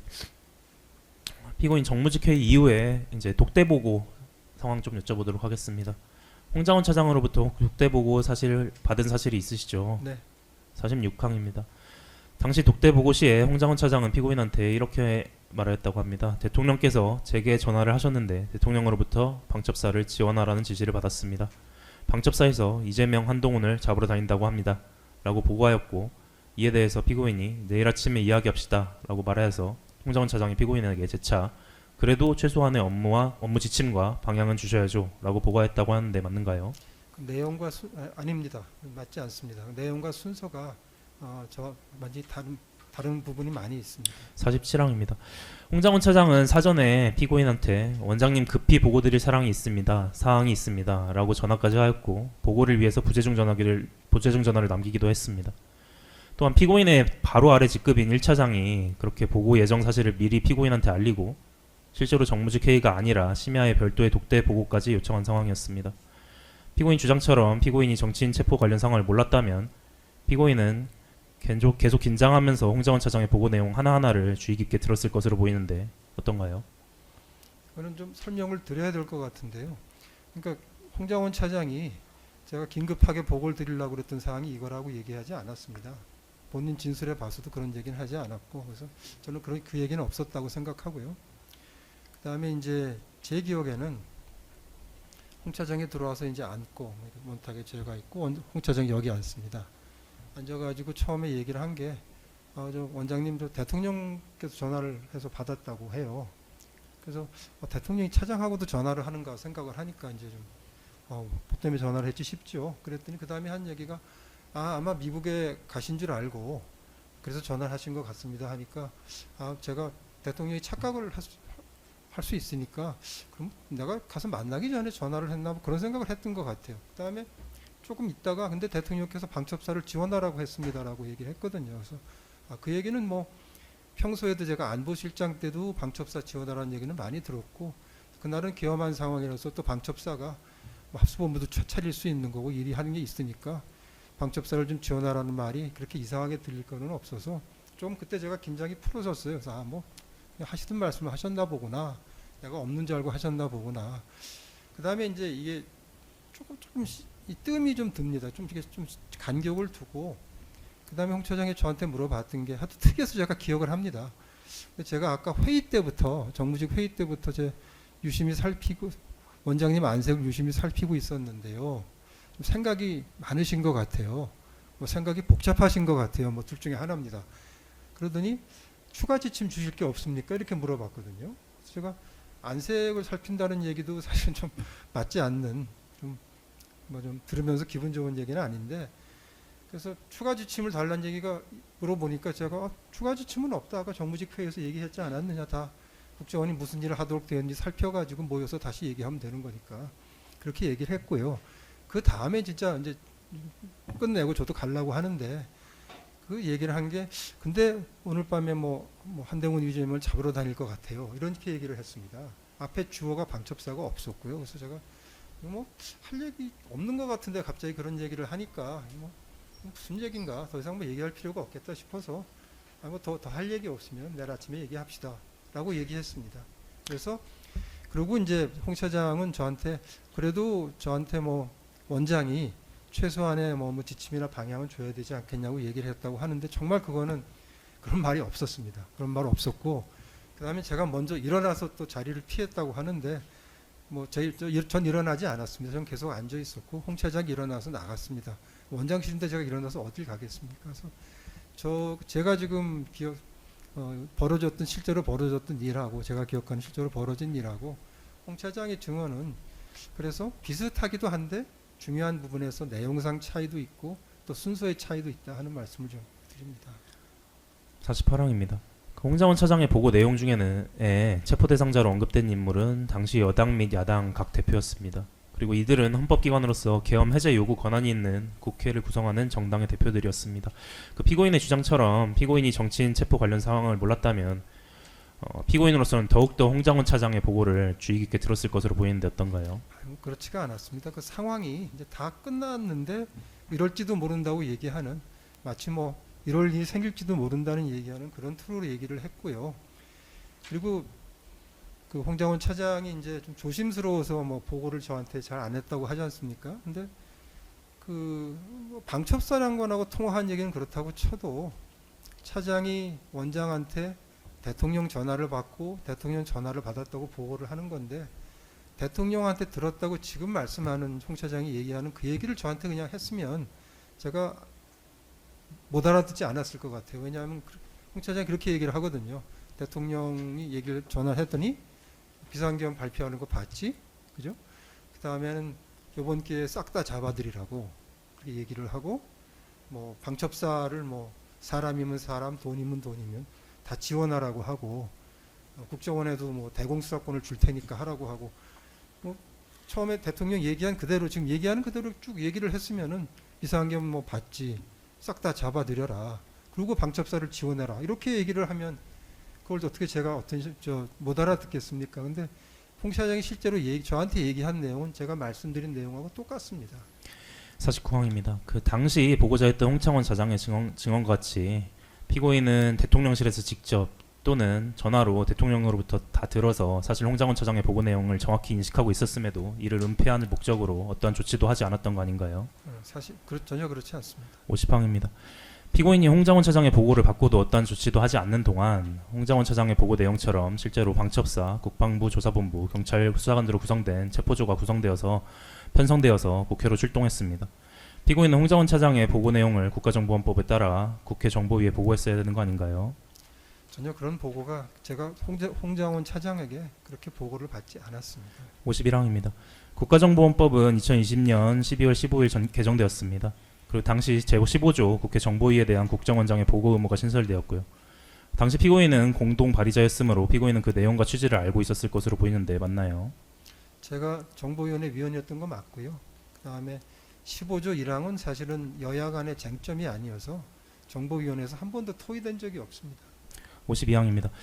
피고인이 국정원장으로 재직 중 2024년경에만 국정원의 국회 정보위 보고가 총 22회였습니다.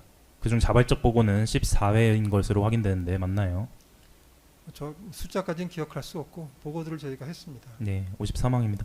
2021년 2월경 국정원 고위 관계자가 언론에 정보를 유출한 적이 있습니다. 그 사안과 관련해서 언제 2021년 2월이요. 2021년 2월입니다. 예. 예, 그 당시 국회 정보위원이셨거든요, 피고인은. 네. 예, 피고인께서는 2022년 5월 25일 날 정보위원회에 출석하셔서 이런 발언을 하셨습니다. 절차를 거쳐서 정보위원회에 보고하든지 이렇게 할 일이지 정보 노출식으로 언론 매체에 전달되어서는 안 된다라고 말한 사실이 있는데 맞죠? 네, 맞습니다. 54항입니다. 홍장원의 독대 보고 이후에 상황 12월 4일 상황 좀 다시 여쭤볼게요. 피고인 기조실로부터 합동수사본부에서 국정원 직원을 파견해달라는 요청이 왔다는 보고를 받은 사실이 있는가요? 그 전에 그 전 질문에 대해서 하나 좀 말씀드려도 될지 모르겠습니다. 그 15조 1항에 따라서 그 국회 정보에 보고하는 의무를 인식하고 있었느냐는 취지를 물어보셨지 않습니까? 근데 15조 1항은 사실은 국가안전보장에 중대한 영향을 미치는 상황이 생기면 보고를 대통령하고 정보위를 하도록 돼 있는데 저는 국가안전보장에 중대한 영향을 미치는 상황을 당연히 북한 문제라든지 안보 상황이라든지 뭐 북한의 핵실험이라든지 이렇게 받아들였습니다. 그래서 비상계엄에 대해서 비상계엄이 15조 1항에 따라서 보고를 해야 되는 상황이라고는 저는 제가 법을 안 했기 때문에 좀 자신은 없지만 저는 그렇게 생각하지는 않습니다. 여당 및 야당 대표 체포 상황에 대해서 똑같이 생각하십니까?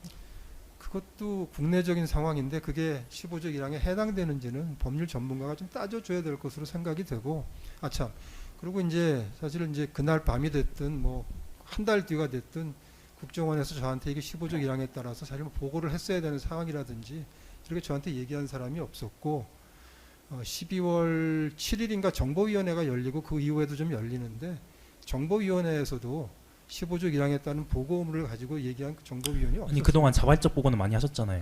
그 자발적 보고들이 15조 1항에 따른 보고는 아닙니다. 사실은 다 그렇게 구분하실 수는 없습니다.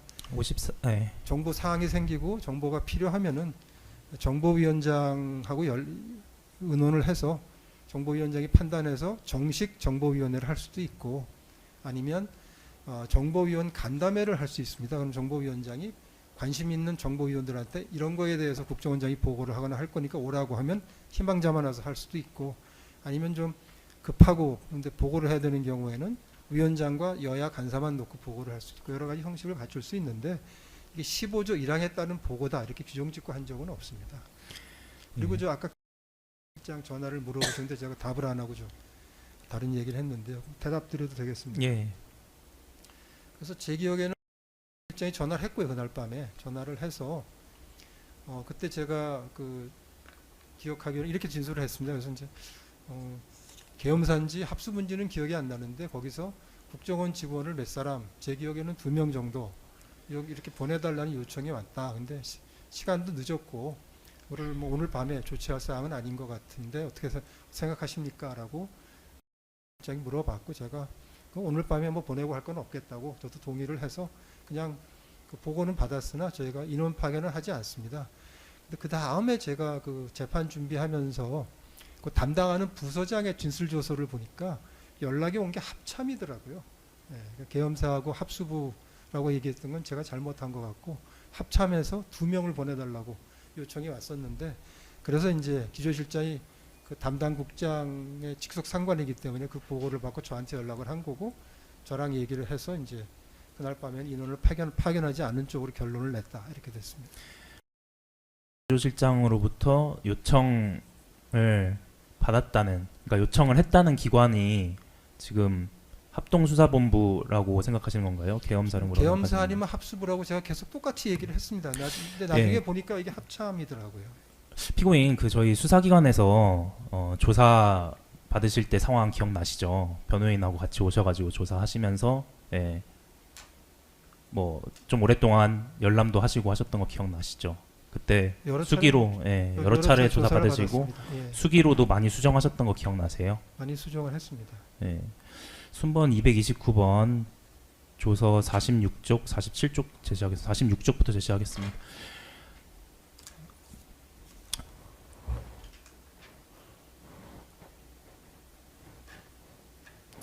피고인님 뭐 이 페이지만 보여드려서 그런데 다른 페이지도 마찬가지인데 이렇게 엄청 오랫동안 열람하시면서 일일이 다 체크하시면서 이렇게 수기로 수정하셨던 거 기억하시죠? 변호인하고 같이. 네. 그 다음 페이지 보겠습니다.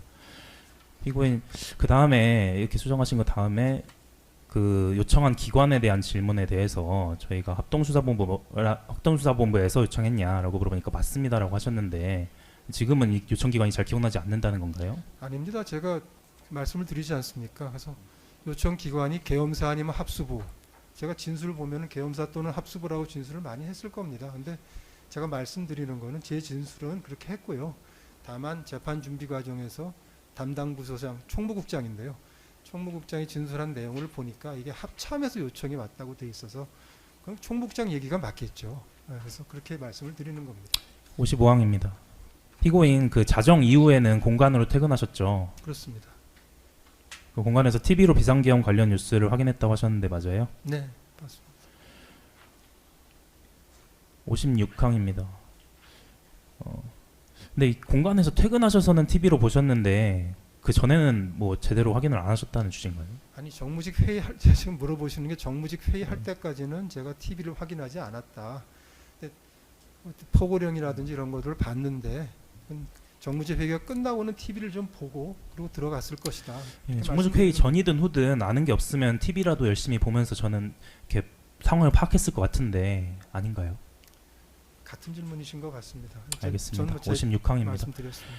피고인이 2024년 12월 3일 밤에 차장들 및 기조실장에게 매일 정무직 회의를 하자고 하셨던 적이 있죠.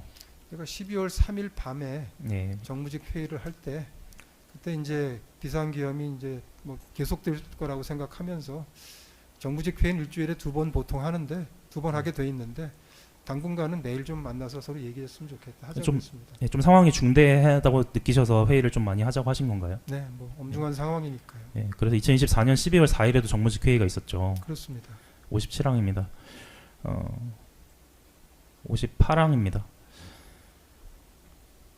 피고인이 정무직 회의를 매일 하자고 했고 당시 야당 측이 북한과 무력 충돌 가능성을 주장하고 있었기에 홍장원 차장은 피고인한테 상황을 개선할 아이디어를 제공하는 차원에서 12월 4일 16시경 이런 제안을 했다고 해요. 당시 야당 대표에게 전화 좀 해보시죠라고 건의했다고 하고 홍장원 차장 본인이 2023년 원장 대행 시 언론에 적극 대응했던 사례도 보고했다고 하는데 맞나요?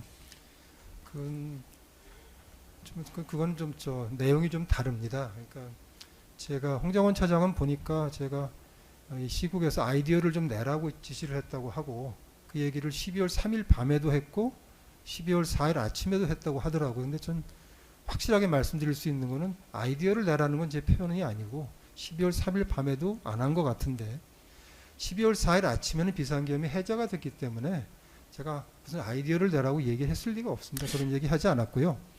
그 다음에 이제 홍장원 차장이 12월 4일 오후에 와가지고 저한테 이재명 대표랑 전화 한번 하시죠 했을 때는 그런 지금 말씀하시는 설명을 하지 않았습니다. 그냥 제 들어와서 앉더니 그 원장님 지금 뭐 상황이 좀 엄중한데 상황이 좀 이렇게 보통 때하고 좀 다르지 않습니까? 이재명 대표랑 전화 한번 하시죠. 이렇게 얘기를 했습니다. 추가로 좀 여쭤보겠습니다. 피고인 그 회의라는 게 뭐 지시할 지침이나 지시나 이런 걸 주거나 아니면 그런 게 없다면 뭐 보고 내용이나 아니면 관련 뭐 내용들을 하급자로부터 받으려고 하는 거잖아요. 근데 주시려는 지침이나 지시는 없었던 것 같고 그러면은 하급자들로부터 차장님들로부터 뭔가 얘기를 들으려고 하신 거 아니에요? 얘기를 들으려고 해서 회의를 한 것이고요. 제가 말씀드리는 것은 뭐 특별하게 아이디어를 내라는 얘기를 제가 하지 않았다는 겁니다. 59항입니다. 윤석열 대통령은 2024년 12월 4일 16시 15분경 그리고 같은 날 18시 12분경에 피고인한테 비화폰으로 전화를 했어요. 당시 피고인은 윤석열 대통령과 어떤 내용의 통화를 했습니까? 통화마다 다 건건이 제가 기억할 수는 없습니다. 윤석열 대통령과의 통화는 많이 없어가지고 잠깐 좀 말씀드리려고 하는 겁니다. 다만 아무리 대통령하고 통화라도 건건으로 다 그렇게 기억할 수는 없지만 12월 4일 날은 좀 인사 문제에 대한 통화를 했습니다. 제 기억에. 그래서 기조실장 교체에 대한 얘기를 했습니다. 예, 저 장우성 특검보가 추가해서 한번 여쭤보겠습니다. 저희 특검에서 수사한 바에 의하고 또 언론 보도에 의하면 12월 4일 14시부터 15시 30분까지 총리공관에서 당정대 회동이 있었어요. 그리고 당정대 회동이 있었어요. 예, 그리고 같은 날 17시부터 16시까지 국민의힘 한동훈 대표, 추경호 원내대표 이하 중진 의원들이 대통령과 면담을 합니다. 지금 통화 시간을 보면은 당정대 회동 이후, 대통령 면담 직전, 그리고 대통령 면담 직후거든요.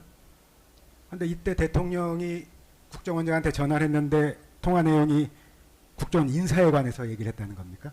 그건 말씀하셨던 걸 제가 기억하고요. 예. 다른 특별한 말씀은 제가 기억나는 게 없습니다.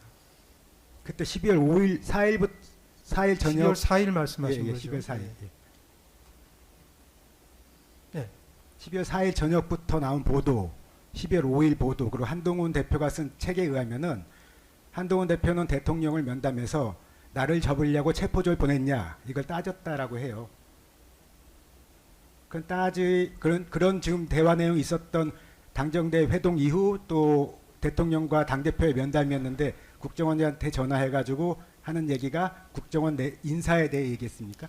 그 대통령하고 저하고 제가 국정원장으로서 주례보고를 가고 하는데 국내 정치에 대해서 얘기한 경우는 정말 거의 없습니다. 그래서 국내 정치 문제는 저하고 얘기하는 게 아닌 거로 돼 있는 거고 체포조 문제는 제가 뭐 명확히 말씀드릴 수 있는데 체포조라고 하는 거는 12월 6일 날 조선일보 보도가 나면서 제가 처음 알게 된 거지 그전엔 전혀 몰랐고 대통령과 전혀 그런 대화를 하지 않았습니다. 예, 그럼 저기 추가 질문 중에 마지막으로 하나 더 드리면은 그날 저녁 회동이 끝나고 국민의힘은 이제 긴급 의원총회를 해요.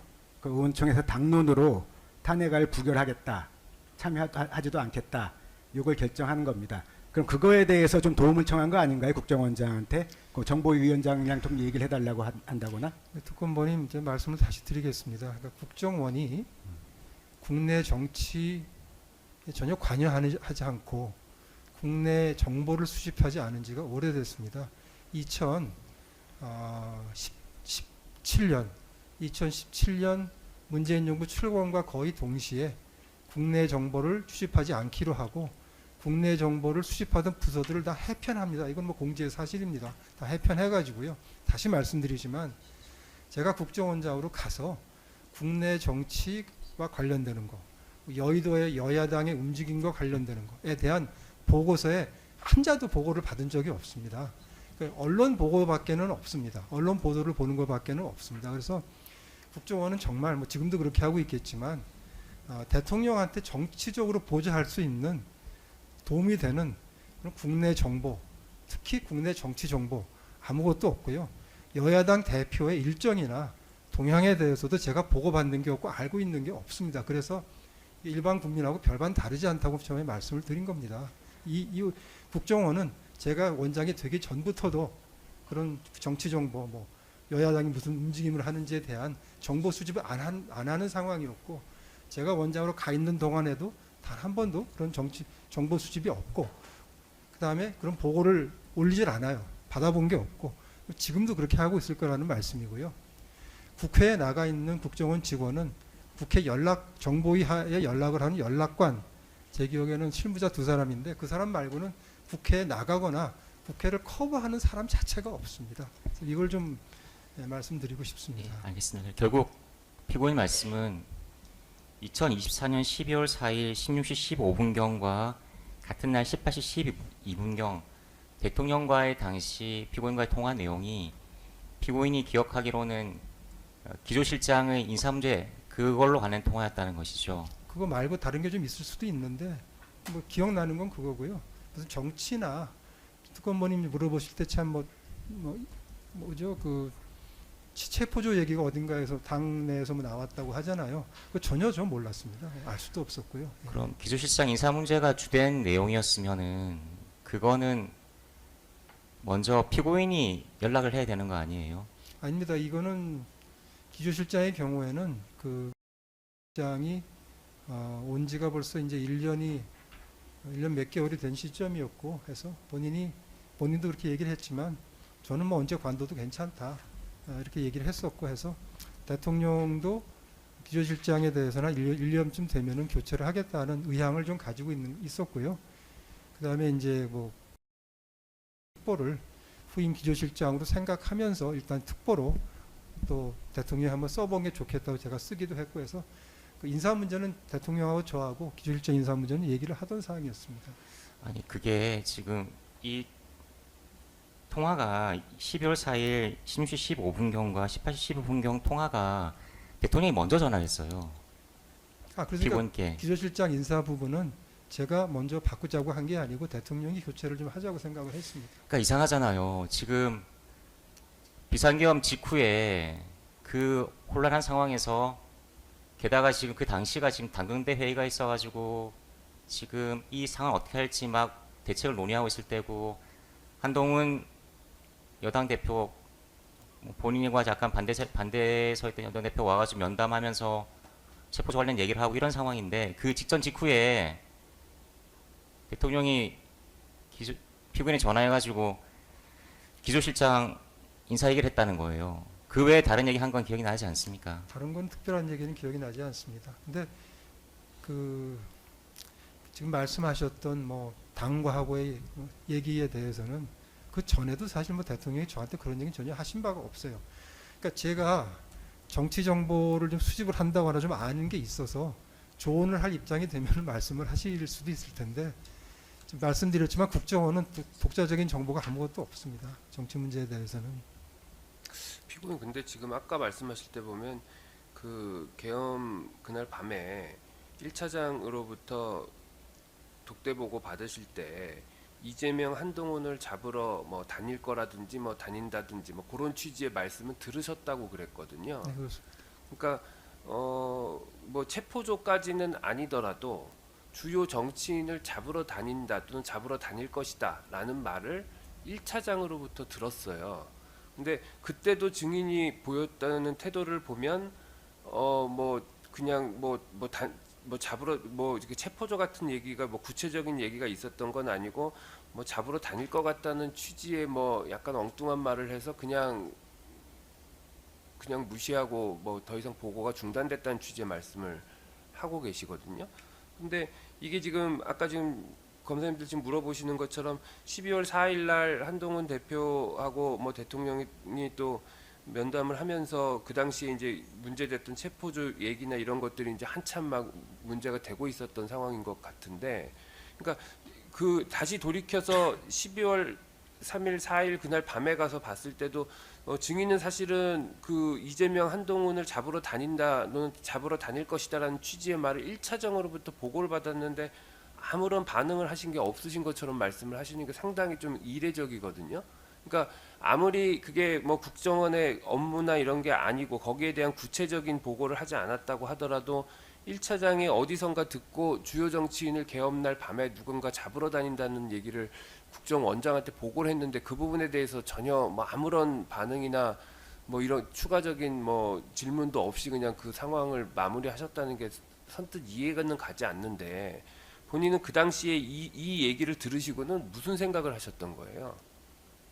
저는 그 정치인들, 그러니까 한동훈 뭐 이재명 얘기 나왔을 때 그런 일이 있을 거라고 생각을 하질 전혀 못했고, 그래서 사실은 이게 아무 얘기 근거가 없는 얘기를 뭐 들은 뭐 이런 일이 생길지도 모른다라고 하는 얘기로 생각했고, 그것이 실제로 그런 일이 있을지도 모르겠다는 생각을 잘 해보지를 못했습니다. 그러니까 아무리 그게 야 이거 너무 황당한 얘기다라고 본인이 많이 생각을 하셨다면 네. 최소한 이걸 도대체 어디서 이런 황당한 얘기를 들은 거냐, 이거 어디서 나온 이 정보의 출처는 뭐냐를 물어보셨을 것 같거든요. 근데 그런 행동도 전혀 안 하셨거든요.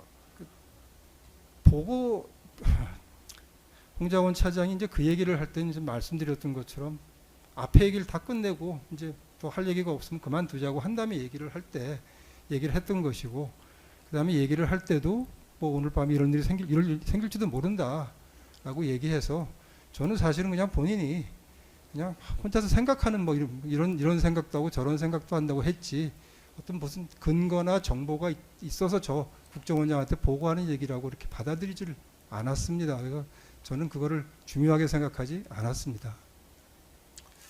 알겠습니다. 다음 질문하시죠. 예, 피고인 이제 12월 5일 상황 좀 여쭤볼게요. 60항입니다. 2024년 12월 5일 08시 44분경에는 당시 여당 소속 신성범 정보위원장한테 일반 폰으로 전화를 해서 통화한 사실이 확인됐는데 어떤 내용 통화하셨습니까? 12월 5일입니까? 예, 언제라고 그러셨나요? 08시 44분입니다. 아침에. 신성범 위원장 같으면은 보통 같은 정보 기억나세요? 아니 뭐 전화했던 그 내용은 잘 기억이 안 나고요. 주로 정보위원회 개최라든지 보고 때문에 전화를 하게 됩니다. 그래서 그날도 그런 걸 수도 있고, 아니면은 뭐 신성범 위원장이 정보위원장이니까 뭐 국정원은 괜찮으냐 조용하냐 뭐 이런 거 물어봤을 수도 있죠. 61항입니다. 윤석열 대통령은 2024년 12월 5일 15시 09분 경에 재차 피고인한테 비아폰으로 전화를 해서 2분 16초간 통화하셨습니다. 언제라고? 12월 5일 15시 09분입니다. 예, 당시 윤석열 대통령이 피고인에게 홍장원 차장 경질을 지시하였습니까? 제가 경질을 건의했습니다.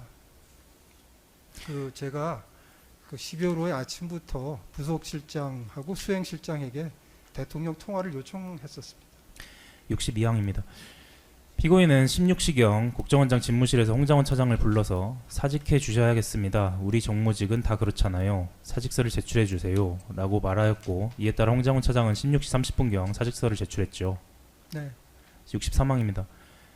이후에 피고인은 17시 30분경 윤석열 대통령으로부터 비아폰으로 전화를 받거나 17시 41분경 윤석열 대통령에게 비아폰으로 전화해서 통화를 하기도 했는데, 이때 피고인과 윤석열 대통령은 홍장원의 경질 방안을 구체적으로 논의했던 건가요? 이렇게 됐습니다. 그러니까 처음에 제가 홍장원 차장, 이재명 대표하고 통화하고 또 박지원 의원이 발언했던 내용에 대해서 이런 걸 좀 말씀을 드리고, 지금 좀 엄중한 상황인데 제가 홍 차장 계속 같이 일하기가 좀 어렵다고 교체를 건의드렸고, 대통령은 뭐 제가 건의하니까 조금 생각하시더니만 그렇게 하자고 했어요. 그렇게 얘기를 했고, 그러면 이제 그 당시 상황에서는 기조실장하고 1차장 두 사람을 정무직을 교체하는 인사가 돼 있었던 것인데, 그 기조실장의 경우에는 인사를 하지 않는 방향으로 대통령이 정하셨거든요. 그래서 그 얘기를 하느라고 전화를 한두 차례 했습니다. 그 후임자 쪽에 이제 뭐 인사 검증 쪽 문제도 좀 있고 해서 그건 기조실장 교체하지 않는 거로 정했습니다. 64항입니다. 그 후 피고인은 17시 50분경에 대통령실 인사비서관에게 비아폰으로 전화한 내역이 확인되는데 홍장원 차장 정질 절차를 진행해달라고 한 건가요? 죄송합니다. 잘못 들었습니다. 피고인은 17시 50분경 이제 윤석열 대통령과 통화를 하고 나서 17시 50분경에 이번엔 대통령실 인사비서관한테 비화폰으로 전화를 하세요. 비화폰으로 전화를 하세요. 홍장원 차장 경질 절차를 진행해달라 이 얘기를 하신 건가요? 저도 잘 기억은 안 나지만 그랬을 것 같습니다. 이제 그렇게 인사를 하기로 이제 대통령께 이제 오케이를 받으면 그러면 그 다음에 문서 작업을 해서 이제 문서가 건의로 올라가게 되거든요. 그러면 이제 그거를 인사비서관이 핸들해야 되니까 처리해야 되니까 제가 알려준 것 같습니다. 지금 경질 이유에 대해서 좀 여쭤보겠습니다. 65항입니다. 피고인에게 야당 대표와의 통화를 홍장원 차장이 건의한 이외에 실제로 홍장원 차장이 야당 대표와 직접 통화를 하거나 접촉한 사실이 있었습니까? 저는 모릅니다. 66항입니다. 확인하신 바는 없다는 거죠? 그렇습니다. 66항입니다. 야당 대표와의 통화를 홍장원 차장이 건의만 했을 뿐 실제로 어떤 행위도 하지 않았어요. 그런 사유가 비상계엄이라는 혼란한 상황에서 이틀 만에 국정원에서 피고인의 바로 아래 직급인 1차장을 굳이 고쳐야 할 만한 사유였던 건가요? 제가 야당 대표, 그러니까 이재명 대표 같은 경우에는 한 번도 가서 만난 적도 없고 인사한 적도 없고 전화번호도 모릅니다.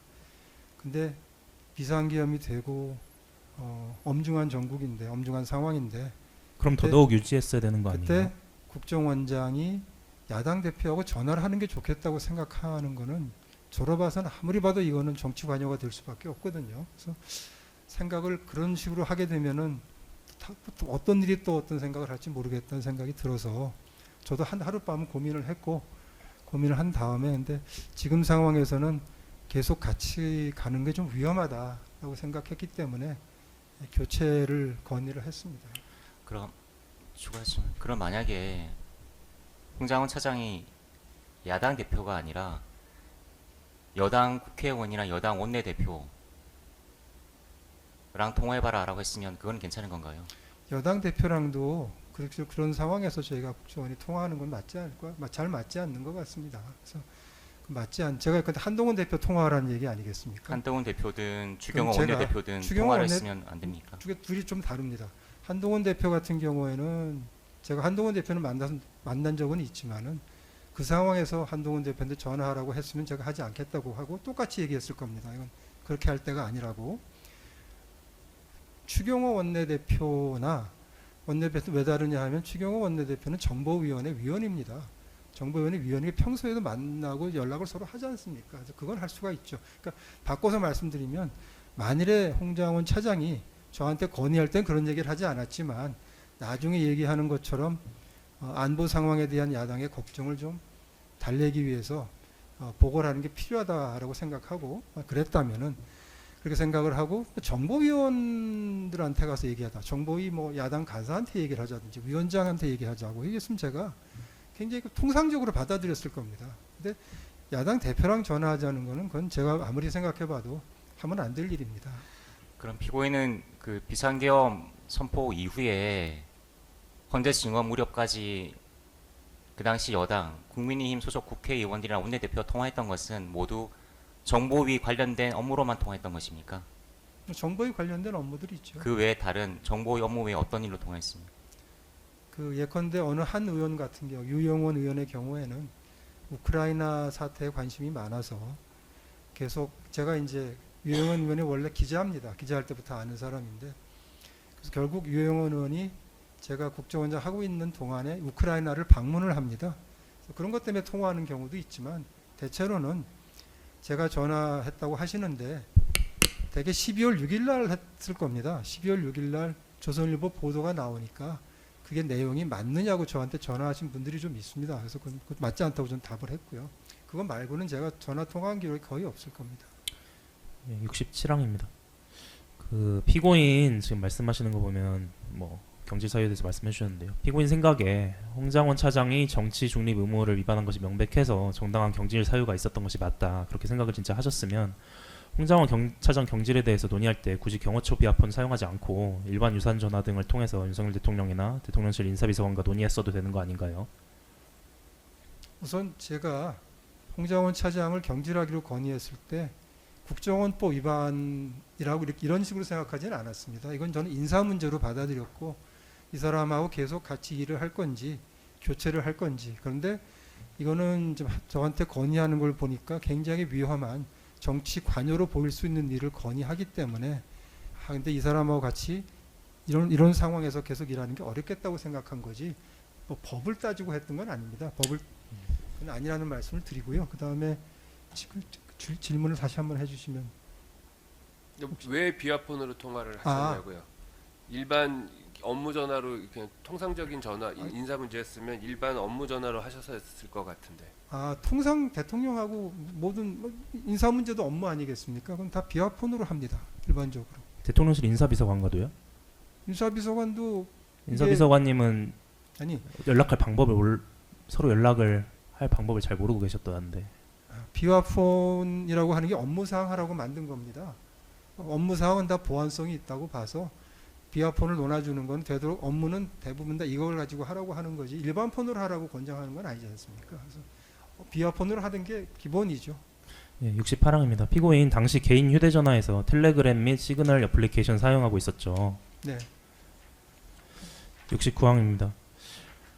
그 2024년 12월 6일 날 이제 계속 논의되는 이 기사 있잖아요. 10시 43분에 보도된 기사. 홍장원 국정원 1차장의 한동훈 등 정치인 체포 지시 거부하자 경질. 이 네. 기사 기억하시죠? 네. 예. 이 기사를 작성했던 조선일보 기자는 그 전날인 12월 5일 23시경에 피고인에게 텔레그램으로 전화를 하고 사실관계 확인 메시지도 남겼는데 피고인이 메시지를 확인하였음에도 응답을 하지 않았다고 하는데 맞는가요? 그것도 조금 설명이 필요할 것 같습니다. 제가 절 도와주는 장모 보좌관, 네. 장모 보좌관한테 그 해당 기자랑 연락했다는 얘기를 들으면서 전화를 받았던 거로 그날 밤에 기억을 합니다. 그래서 아마 그러고 나서 제가 텔레그램 메시지를 확인하지 않았을까 싶습니다. 왜냐하면 보통 때 제가 밤에는 잘 확인을 하지 않습니다. 그래서 이미 장모 보좌관이 그쪽 기자하고 다 얘기를 했다고 해서 텔레그램을 확인했을 겁니다. 70항입니다. 조선일보 기자는 홍장원 차장 경질 사유가 대통령의 지시 불이행 때문인지 피고인한테 확인을 요청했고 그런 요청 내용은 피고인이 확인한 이상 무시할 수 없는 내용이었을 것으로 보이는데 맞나요? 제 기억에는 대통령이 지시해서 홍장원 차장을 교체하는다고 물어봤던 것 같고 그 다음에 그래서 그거는 아니고 제가 건의를 했으니까 그건 맞지 않다고 이제 설명을 저희가 한 거죠. 이날 설명을 했다고요? 12월 5일 밤에? 우리 장모 보좌관이 설명을 했습니다. 제가 이거 설명을 좀 드리겠습니다. 이제 제가 안보실장을 할 때까지는 기자들 전화를 꽤 많이 받았습니다.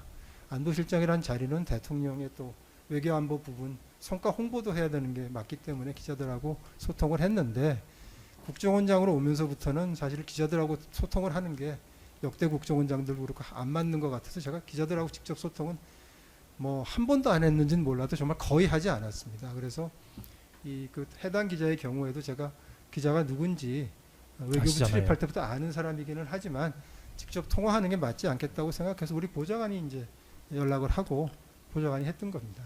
예, 12월 6일 상황 여쭤보겠습니다. 71항입니다.